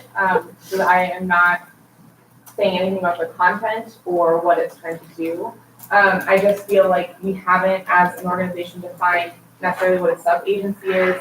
We haven't designed what the role is. This reads more as a subcommittee of the renter center, and less like it needs to have its own oversight board necessarily. In that sense, I am not sure that we as a body should be deciding or forming this. I think that that should be left to the oversight board of the renter center. Yeah, I just have a lot of structural issues with the resolution and the creation of a board, and we don't even know what a sub-agency is in our governing docs, and that's not fine. So. Senator Johnston. I concur with this previous owner. I think that the time is agency would be also providing to find it quickly to get it through the next week. I also have a problem with, I guess, it appears to me, and I would love you correctly, as we are creating an oversight board, but not a committee, which I have a little, I'm having a hard time to swallow that. And so I would love to hear some justification why other senators feel that's okay. I have no problem with the content of the resolution, I just have a problem with the changes. Senator Fulton. So I'm having a problem with this, first of all, because we don't have a subcommittee like even in our bylaws. So I don't feel like that we should be justifying this or even talking about this yet. So honestly, I moved to table this to a later date. Would you like a follow-up? So I can't follow up. Okay. I moved to table this to a later date. Okay, there's been a motion to table by Senator Fulton. Is there a second? Second. Seconded by Senator Anderson. Senator Fulton, your authorship. The reason why I don't feel like we should be talking about this just yet is because, for one, we don't have the actual bylaws to like follow. So if we don't have something to follow, then how are we able to create something that might not end up working later down the line? Senator Rockmall. Yeah, if there's a lot of structural issues with this and some bylaw changes that maybe need to be made and incorporated into this, although tabling is an option, I think a better option might be sending this to committee as a warden. So I will not be voting to table, but if another motion came up to send it to committee, I would be voting to that. Senator Flanagan. Yep. Senator Johnson. Senator Durnell. I'm also encouraging that this be sent back to committee and not table so that we can look at some of the things and the questions and the language terms. Senator Nelson. I also will not be voting to table this. I'd like this to be sent to both RNA, and housing and off-campus renter center oversight board as pursuant to, the bylaws, section 16, subpoint C. Senator Pfeiffer. Yield. Senator Fulton. Withdraw. Does the seconder withdraw? Yeah. Okay. President Belcher. Yield. Point of information, Senator Flanagan. Withdrawal would be interruptible, right? Yeah. It could be interruptible. Yes. Okay. Senator Flanagan. Question to the execs or really anybody that can answer it. It sounds like, and correct me if I'm wrong, the resolution was drafted the way it was because of a time crunch or something along the lines of that. I guess if we could just get a bit more background on that, that would help me out a lot. So this board's been operating as a oversight board kind of under the UC, and it's been this structure when Kat originally formed the board. The reason this has to go into our governing documents now is because this is not a university committee, nor is it an ASUM committee, so we cannot confirm senators to it until it's incorporated into our governing documents, which is henceforth the reason why this was written, and yeah. Sorry, I'd like to add some additional information to that. So right now, this oversight board is working on quite a few different projects and food drives, and Kat Cowley is concerned about their ability to carry out these projects that are somewhat time sensitive without it being an official committee. Would you like to follow? Yes, please. Okay. So in your opinion, what would be like the direct consequences of postponing this resolution, if any? They can't meet for 2 weeks instead of meeting in a week later. Okay, thank you. Senator Anderson.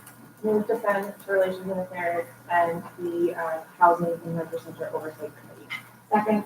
Okay. There's been a motion to send to the Relations and Affairs and Housing Board, moved by Senator Anderson, seconded by Senator Ockball. Senator Anderson, your authorship. Yeah, so as I said, I have a lot of structural issues with this resolution. While I appreciate and understand the time crunch, I don't think that creating a new oversight board especially is something that can be rushed.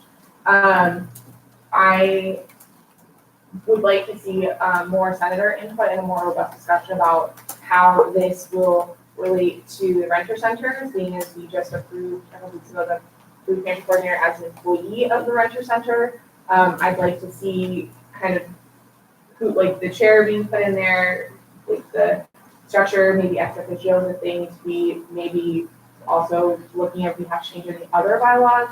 And I think sending this back to those committees would be the best way to do that. And I think it would be an effective use of everyone's time on Senate. My speaker's list is empty. Is there any discussion on this motion? All right, seeing none, we'll now proceed to a placard vote on whether to send this to the Relations and Affairs Committee along with the Housing Board. All those in favor, please raise your placards. All those opposed? Abstentions? All right, the motion passes to send to Relations and Affairs Committee and Housing. Okay, next we'll move into committee reports. So I've got 3 for you all. The first one is ASCRC. There's 2 big topics that we discussed during that meeting. The first is what to do about pre-professional program majors such as pre-law and pre-med. There's been a discussion about whether we should, or whether ASCRC should classify it as a cohort instead of actually identifying it as a major. Brian French will be meeting with certain stakeholders in the argument and to determine which way they go on that. The second thing that they discussed, which Nathan Lindsay is mostly in charge of, was transfer pathways, specifically from Helena College to here. There's been a lot of talk about trying to align common course numbering with courses so that it's easier to transfer between other MUS institutions. This has been an ongoing problem since common course numbering has come into effect. And this problem will be discussed this year and probably for the next 3 years until common course numbering is perfected at the University of Montana, because it's been the hardest to implement at any MUS institution for the University of Montana. The last thing is that we elected, or we didn't elect, a chair-elect. They took volunteers at the end of the meeting to elect a chair-elect, but no one volunteered. And I believe Georgia Pops is the chair-elect, but I will follow up and let you all know next meeting as to the results of that, because I was unaware at the end of the meeting. Senator Fulton. So is anyone, or any student allowed to come to ASCRC just to like examine the meeting and kind of follow up? For one, being a transfer student that was a part of the 2 years plus of Montana University system, a lot of my credits for being no longer affect my degree. They're all considered lower division electives, which honestly sucks because I now am retaking courses that I've already taken at a previous school, and the amount of paperwork that I've had to write is awful. So if that can get fixed, that'd be great. That would be something to email Faculty Senate about, and voice your concerns with the Faculty Senate email. Senator Brunel. Because of the time conflict, did all the Senate seats get filled on ASU? There are still 2 open student spots in that committee. There's currently a student at large sitting on it, along with myself and Senator Shaw. President Belcher. I would just like to remind you all that any of you can attend any university committee meeting as long as it's not like a confidential committee meeting, like the grievance committee. And if those dates and times and places are not accessible to you, that would be a great thing to email either myself or Vice President Henley about. Senator Fulton. What time does ASCRC meet? Tuesdays from 2 to 4. Senator Flanagan. I had a question about the preliminary education type of stuff. I was under the impression that things like pre-law weren't a major, they weren't something you could actually major in. How does it stand currently? On your transcript, I'm pretty sure it says that you major in pre-law when you graduate. And this was one of the concerns that Brian French discussed during the meeting, because it thinks people are going into those majors just majoring in that, and in the advising world, they want to steer people away from just doing the degree and going into a major along with that program. Additionally, there are some logistical errors with the registrar's office that make it a little bit better if it's in a cohort. I have no clue where they're taking that yet. So again, I'll follow up next week to let you all know what happens. They're also meeting every other week now instead of every week. So they won't be meeting next week, but they'll definitely be meeting the week after. Cool. Is there any more discussion about my ASCRC report? Okay. The second one I have is the Mansfield Center search. Senator Hahn and I just went to a meeting about 3 hours ago for that. We finalized our interview questions and we'll be probably looking over applications in the next 3 weeks to a month. So we'll need more updates when we have them. Senator Hahn, is there anything you'd like to add? Cool. And the last one is the College of Business Dean search. We're having our first meeting on Tuesday next week. We'll be discussing a plethora of things, such as the implicit bias training that we all went to, along with some of the College of Business feedback for the search committee. If you have any vested interest or you have questions about the search committee, just please email me and then I can forward that and let the committee know during the meeting on Thursday. I'll also be sending out updates for when campus visits will happen for that dean search, as that one's going to be a big thing for business schools, so be on the lookout for that. Are there any questions about that committee report or any of my committee reports? Awesome. So that leads me into my other.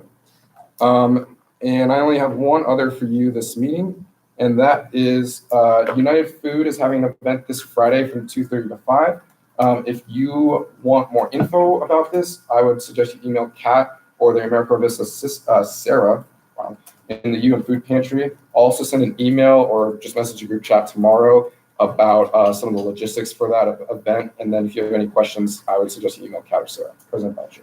So what this event is, I don't know if any of you all remember from last year, but basically you sit at a table and you package up prepackaged meals, and those meals are going to go to the food bank, and then they will be distributed to like school kids, like from kindergarten to high school, who qualify for free and reduced lunch, who won't have access to that over the weekend. And then our food pantry is also going to get 50 of them. Any questions on that? Any questions or discussion about my report? Sweet, seeing none, so ends the Vice President's report. So begins the business manager report. So just going over some of our accounts. If you look, there will be a deposit out of travel allocation. Part of that is because the Board on Budget and Finance last year approved summer travel. So these groups traveled over the summer and then they had the dates, but they just came in for the reimbursements. So I thought it'd be fair to allow them to have access to those funds just to respect the previous board's decision. It was only $216, so I didn't think we'd necessarily break the bank. And then just starting with student group recognition. So working with Senators Flanagan, Senator Fulton, we oversaw 108 student groups that will be recognized later this evening. And I just kind of want to give some context for that. This year we changed forms up a bit. We moved lots of things to the Qualitrix forms, the President's Agreement, Treasurer, General Recognition, and Advisor Agreement, in addition to turning in physical signature forms. I did this just to reduce paper, be a little bit more sustainable. The process seemed to work good so far, working out some kinks. We'll definitely do things differently next year, but overall I think it's been a good process. And I just want to give a shout out to our student group resource coordinator, Kenzie, Haley Mickelson, and Gwen Kuhn, our office manager, for all the help in coordination with board members. So yeah, and just to clarify, if there are any student groups who weren't recognized tonight, the only reason they weren't is because they didn't have all their forms submitted. Groups can still seek recognition after this point in time. Board members will continue to meet as needed in order to recognize these groups.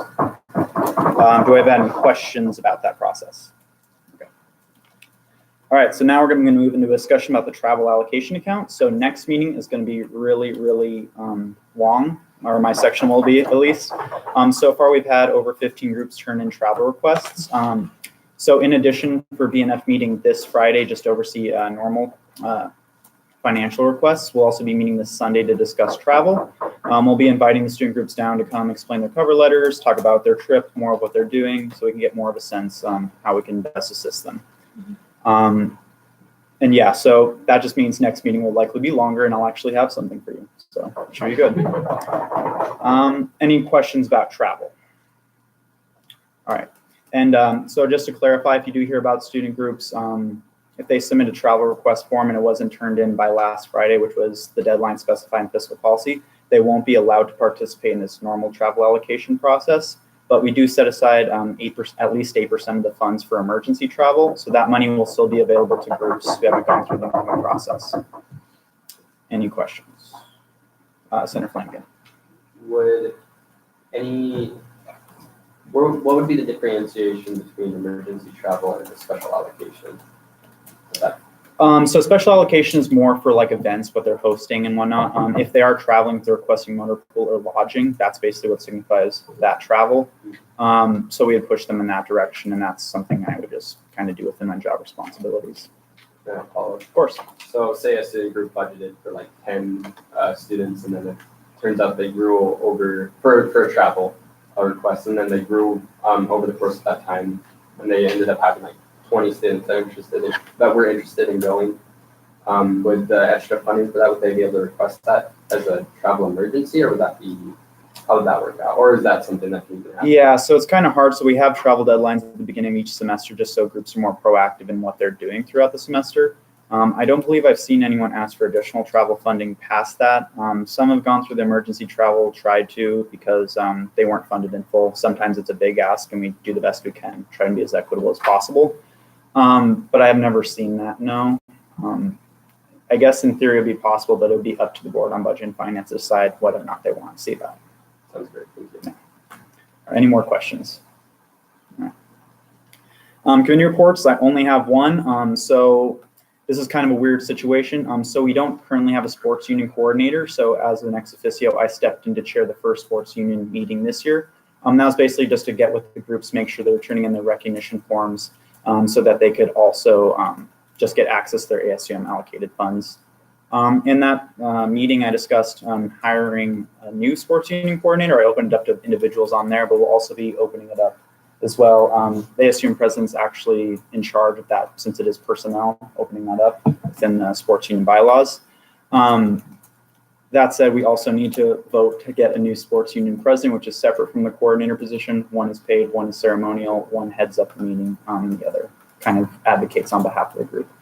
So it's kind of weird, but just because neither one of these positions were filled at the beginning of the year, I stepped in as chair. I just thought it was appropriate, just so they could have some structure at the beginning of the year and that they can get these positions filled as quickly as possible.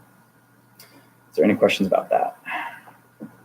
All right, perfect, you're easy tonight. All right, so birthdays. We have a birthday next week, but we're gonna celebrate Senator Akmal's birthday. It's in the middle of July, so it's appropriate to be doing it now. But we actually have some red velvet cupcakes, I believe, that President Belcher was nice enough to purchase. So I would now entertain a motion for a 15-minute recess. Second. Unanimous. Moved by Senator Akmal. Moved by Senator Fulton, seconded by Senator Akmal. Unanimous consent is called. Is there any discussion or objection? All right, we're on recess. Let's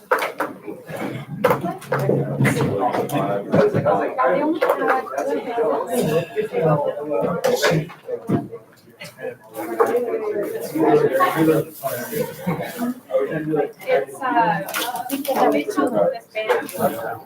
What? Why? I'm not a big company guy.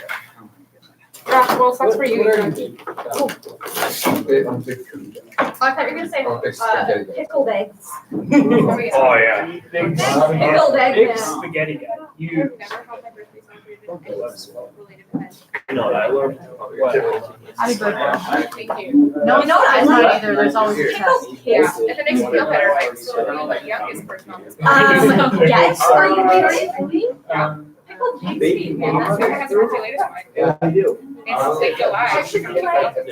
Well, okay, so Oxford is basically the modeling function of I will think it's not very necessarily, but like transportation. Where is it? Is more in charge with research. Yeah, that genetic stuff right here in the body. Stressful. I know. I would It's say only when I that, type yes, a lot, they're maybe it's handling just like finances. sprayed. Only thing I could think of is ASUM Hey, Zoe. transportation board or. Do you wanna do, the better, you want me to? Or, yeah. Oversight board? That's what I thought. Do you wanna do it? So Yeah. Yeah. Oh, I'm gonna be very. They're, Yeah. like a How are you? What's the name of the chair? I don't remember his name. I think it's Greg Peters, but I don't know his name. I met the lead singer. Yeah, they played with Marilyn Manson. They're touring with him right now. And I went to the concert, and they were here. It was so great. Yeah, I was just gonna talk about. Cool. Going to the cabin? We're finally gonna clean stuff out. Yeah, I'm just talking about the rolling reviews. Doing rolling reviews, and we finally got a chair. So Yeah, I guess I can do it then. Yeah, I was like chair, rolling reviews, fall, rolling review for the spring. I'll do new reviews. Yeah, I'm doing new fall reviews, obsessed. and why? My barber's obsessed. Oh. Not as much as anything else. Just the usual. Oh, we're getting the recording registered office. If you need names for anything. So he does all the work for. You sit next to, like the red one, I like the red one. And like. The red one. Let's. Right? Yeah. I don't know the bus routes. Zoe, that's your like. Yeah. I know the routes, I don't know the times. Zoe, you're the. That's not my gig, I'm not the director of I just make you up so much. Oh, yeah, totally. I'm not the director of transportation. Please don't ever have expectations of me, yeah, I will never fulfill that. Oh, yeah, I don't know what I get. I know, it was a mistake on your part.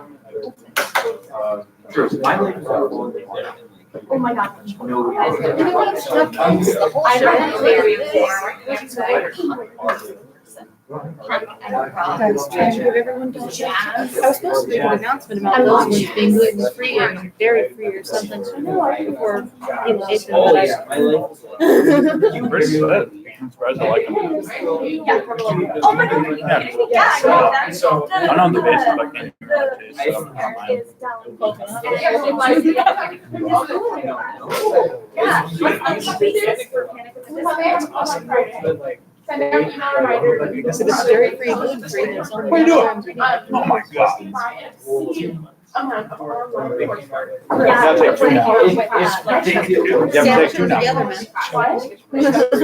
Stack them. I'm so like sweating. It is really warm in here. Oh, no, No, I just ate that cookie and then drank this and it, that tasted not go together. It was like, kind of like eating garbage. It's like Doc Steps, sick noodles. Yeah, I know. I don't know, there was just a weird reaction to that taste in my mouth right now. Let me see. That's fine. Are you channeling your inner Steve Bullock right now? It's very Have you heard of symbolic. Life After It's Death? Oh my God, a fair shot. Yeah, fair shot. Fair shot. It's a Fair shot. fair shot to a cold drink. Yeah, fair shot. I almost bought shot glasses by surprise, but I wasn't surprised because I got so excited about it. No, Kelly Royale is very like hard. It's borderline. It's extremely abusive. I'm ready for this to be. Oh, Yeah. yeah. Yeah. Should be pretty good. I I would have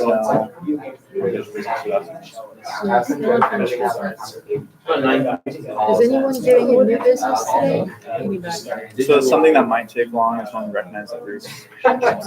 They met. I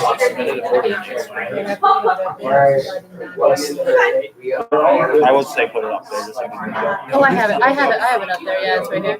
So they got the committee reports, is what we're doing, right? Hello, Have Mother. you heard of the one? Oh my God. There is like a jazz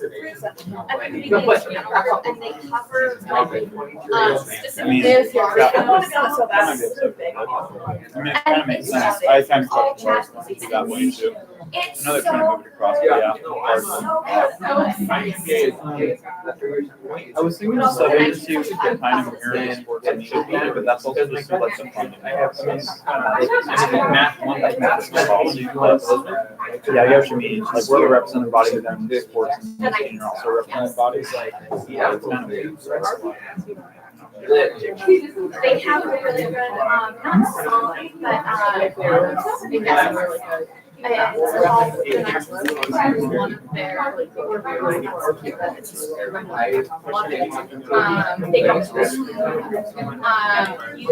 might like, if you like poppy stuff, you'll like this one. If you like this poppy stuff, like more rock. So yeah, on the really forms, like, they're supposed to put in numbers that's open to all students. I recommend They all do, the because that's the only option. I'm a, It's hard for the recognition process. I think it's hard to take mentorship, but I've seen this in different ways. Thank you. They're trying to be recognized under. The thing is, they're already recognized by the university. They have their own sets of rules that they operate by. So we also have our own sets of rules that all of our students. So like was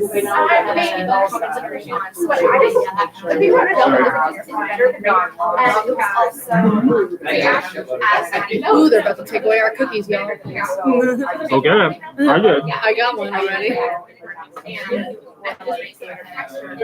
It's incorporated in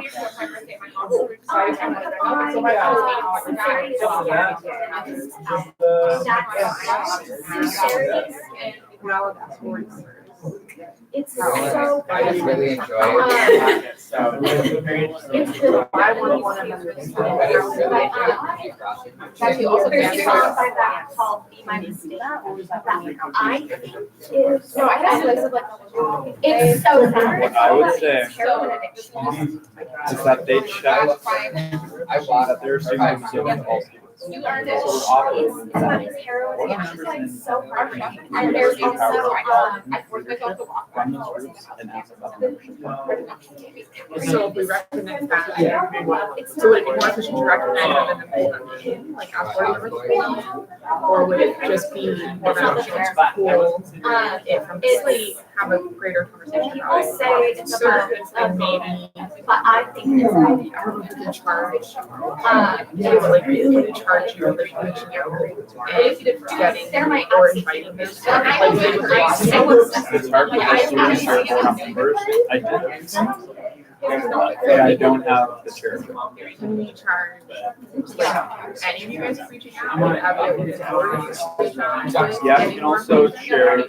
So you'd also help share by members into that. I'm all about it. yeah. So it'd be more efficient to do that, or would it be more efficient to just like a direct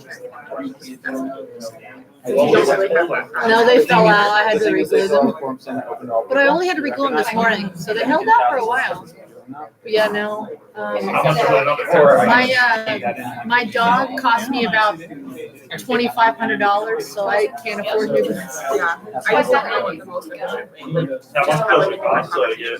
I think it'd be hard because they would want I'd have to get a whole new set. Like $400. Well, for this pair anyway. Well, because I can't use plastic lenses, so I have to use glass, and I have to wear the quality glasses, otherwise I get a headache. So, but I don't know. I haven't looked here, but I know back home these were $400. You know, they make contacts for the. Touching your eye freaks me out. I think it'd be a appropriate time to ask that question. Yeah, My mother got really good at My brother, I really want laser eye surgery, but I don't know about lasers in my eyes either. But I mean, there's also small Wait a couple more years until they're sure that it's time to like kill you later on. That's the big, that's the only big problem to get an infection or something, and they can trace that all together. Yeah, We've been doing it for like 20 years plus. It's pretty good. They've been doing heart surgery for how many decades, and they don't have the. Yeah, no, I don't think you could compare heart surgery with LASIK. I'd rather be blind than have a heart attack. Yeah. Basically, after Actually, this meeting, yeah. I'm gonna send an updated list, and then we'll send it to you weekly. The risks there are not measurable. I don't know, blind and So it's up to the UC. We'll give them risks, but if they decide, I was thinking totally blind, not just, because I think I'd rather take my chances with a heart I'd attack. rather be like wearing glasses than Yeah. so, you know. But if it were blind or a heart attack, I'll take my chances with a heart attack. Yeah. No, I mean, this my blind. I'd rather be like this. oh, We could get you a monocle. It would just be some of the ones from last year who don't have all their forms. Bring that Right style now, back. If you feel like exactly. splitting, we can get you 2 monocles. I think I have a monocle, but it's not prescription. So maybe. You have a month. Oh, it's not prescription. It's old school though, like an old one. I think it might be my grandfather's. It might be his prescription. And doctors just exactly what is wrong with the screen that's causing your headaches. Okay,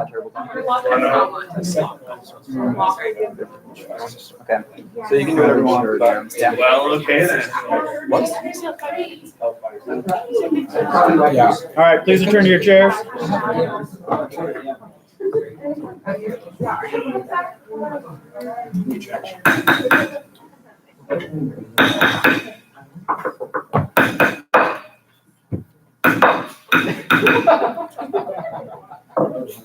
All right, so I call this meeting back to order. I don't really have anything in my rather than I'm just excited to recognize some groups tonight. Should be fun. And with that ends the business manager's report.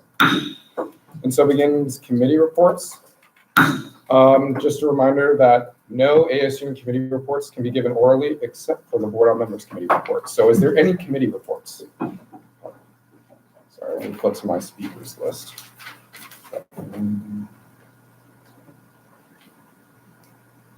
Okay, Anderson, I got you. Flanagan, I got you. Fulton, Kiefer, Akmal, and Ray. All right. Senator Flanagan. Can I be moved to the bottom of the speaker's list? Yes. Senator Anderson. So graduate council met today. They did some pretty big things, so they approved an MOA, if I remember an agreement between us and Carroll College so that we can establish a 4+1 program for the accelerated masters. So basically any Carroll College junior meeting specified requirements can apply and get admitted into our MPA program, and they can use their undergraduate credits and graduate credits to supplement each other. The other thing is they changed some policy language, so it's early admission and then to include this accelerated masters to let you know what programs we're in to approve. Nathan Levy came and he talked about how they're trying to do these agreements with more colleges, like 2+2, which basically community colleges getting to use those degrees to fulfill their bachelor's. They also set a timeline for the fall, so they'll be doing different like course evaluations and things like that. And then they talked about continuous registration petitions for the graduate students. So basically, if you're a graduate student, you have to give minimum 3 credits. You can petition the graduate school to only keep 1. And they said how many of those they had last year. So, yeah. Senator Johnston. Is there talks about how that 2+2 potentially works with out-of-state schools?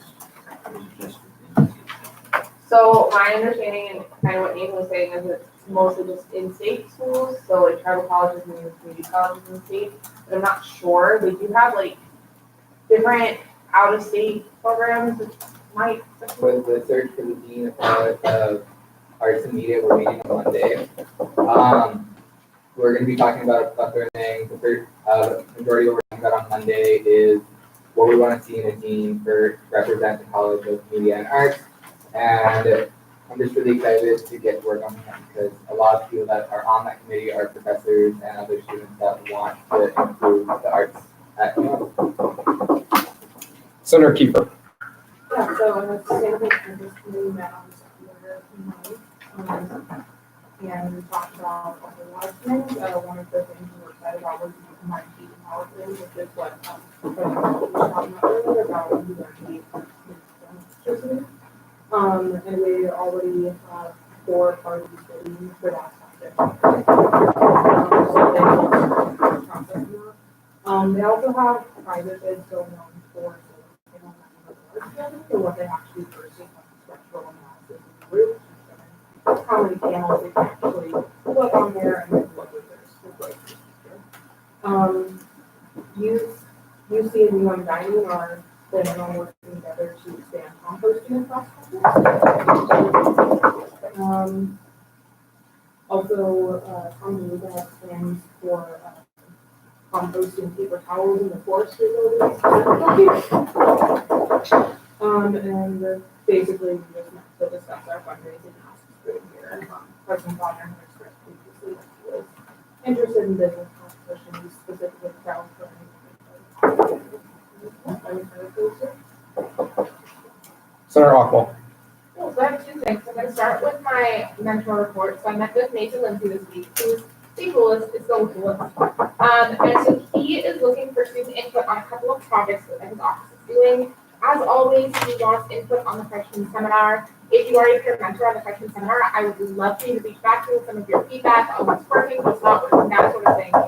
And then something else that they're looking into is they kind of realize that a lot of faculty do want to prioritize student success, but for every faculty member that looks different. And so they want some student input to help kind of get faculty to focus in on this means student success and they're kind of best practices ideas. So they're going to be doing training, all that. So if you have ideas on how to make faculty more focused on student success and just better, also send those my way because I'll be calling them to him in about 2 weeks' time. So you've got some time if you still have some questions or anything. And then Gen Ed met today. We love Gen Ed. So we finally have a chair. We're going to have one chair in the fall, one this spring. So for the fall, it's going to be, I believe, Greg Peters. A couple of us are confused on his name, but we're pretty sure it's Greg. And then at the springtime, I believe it's going to be Ginger Collins.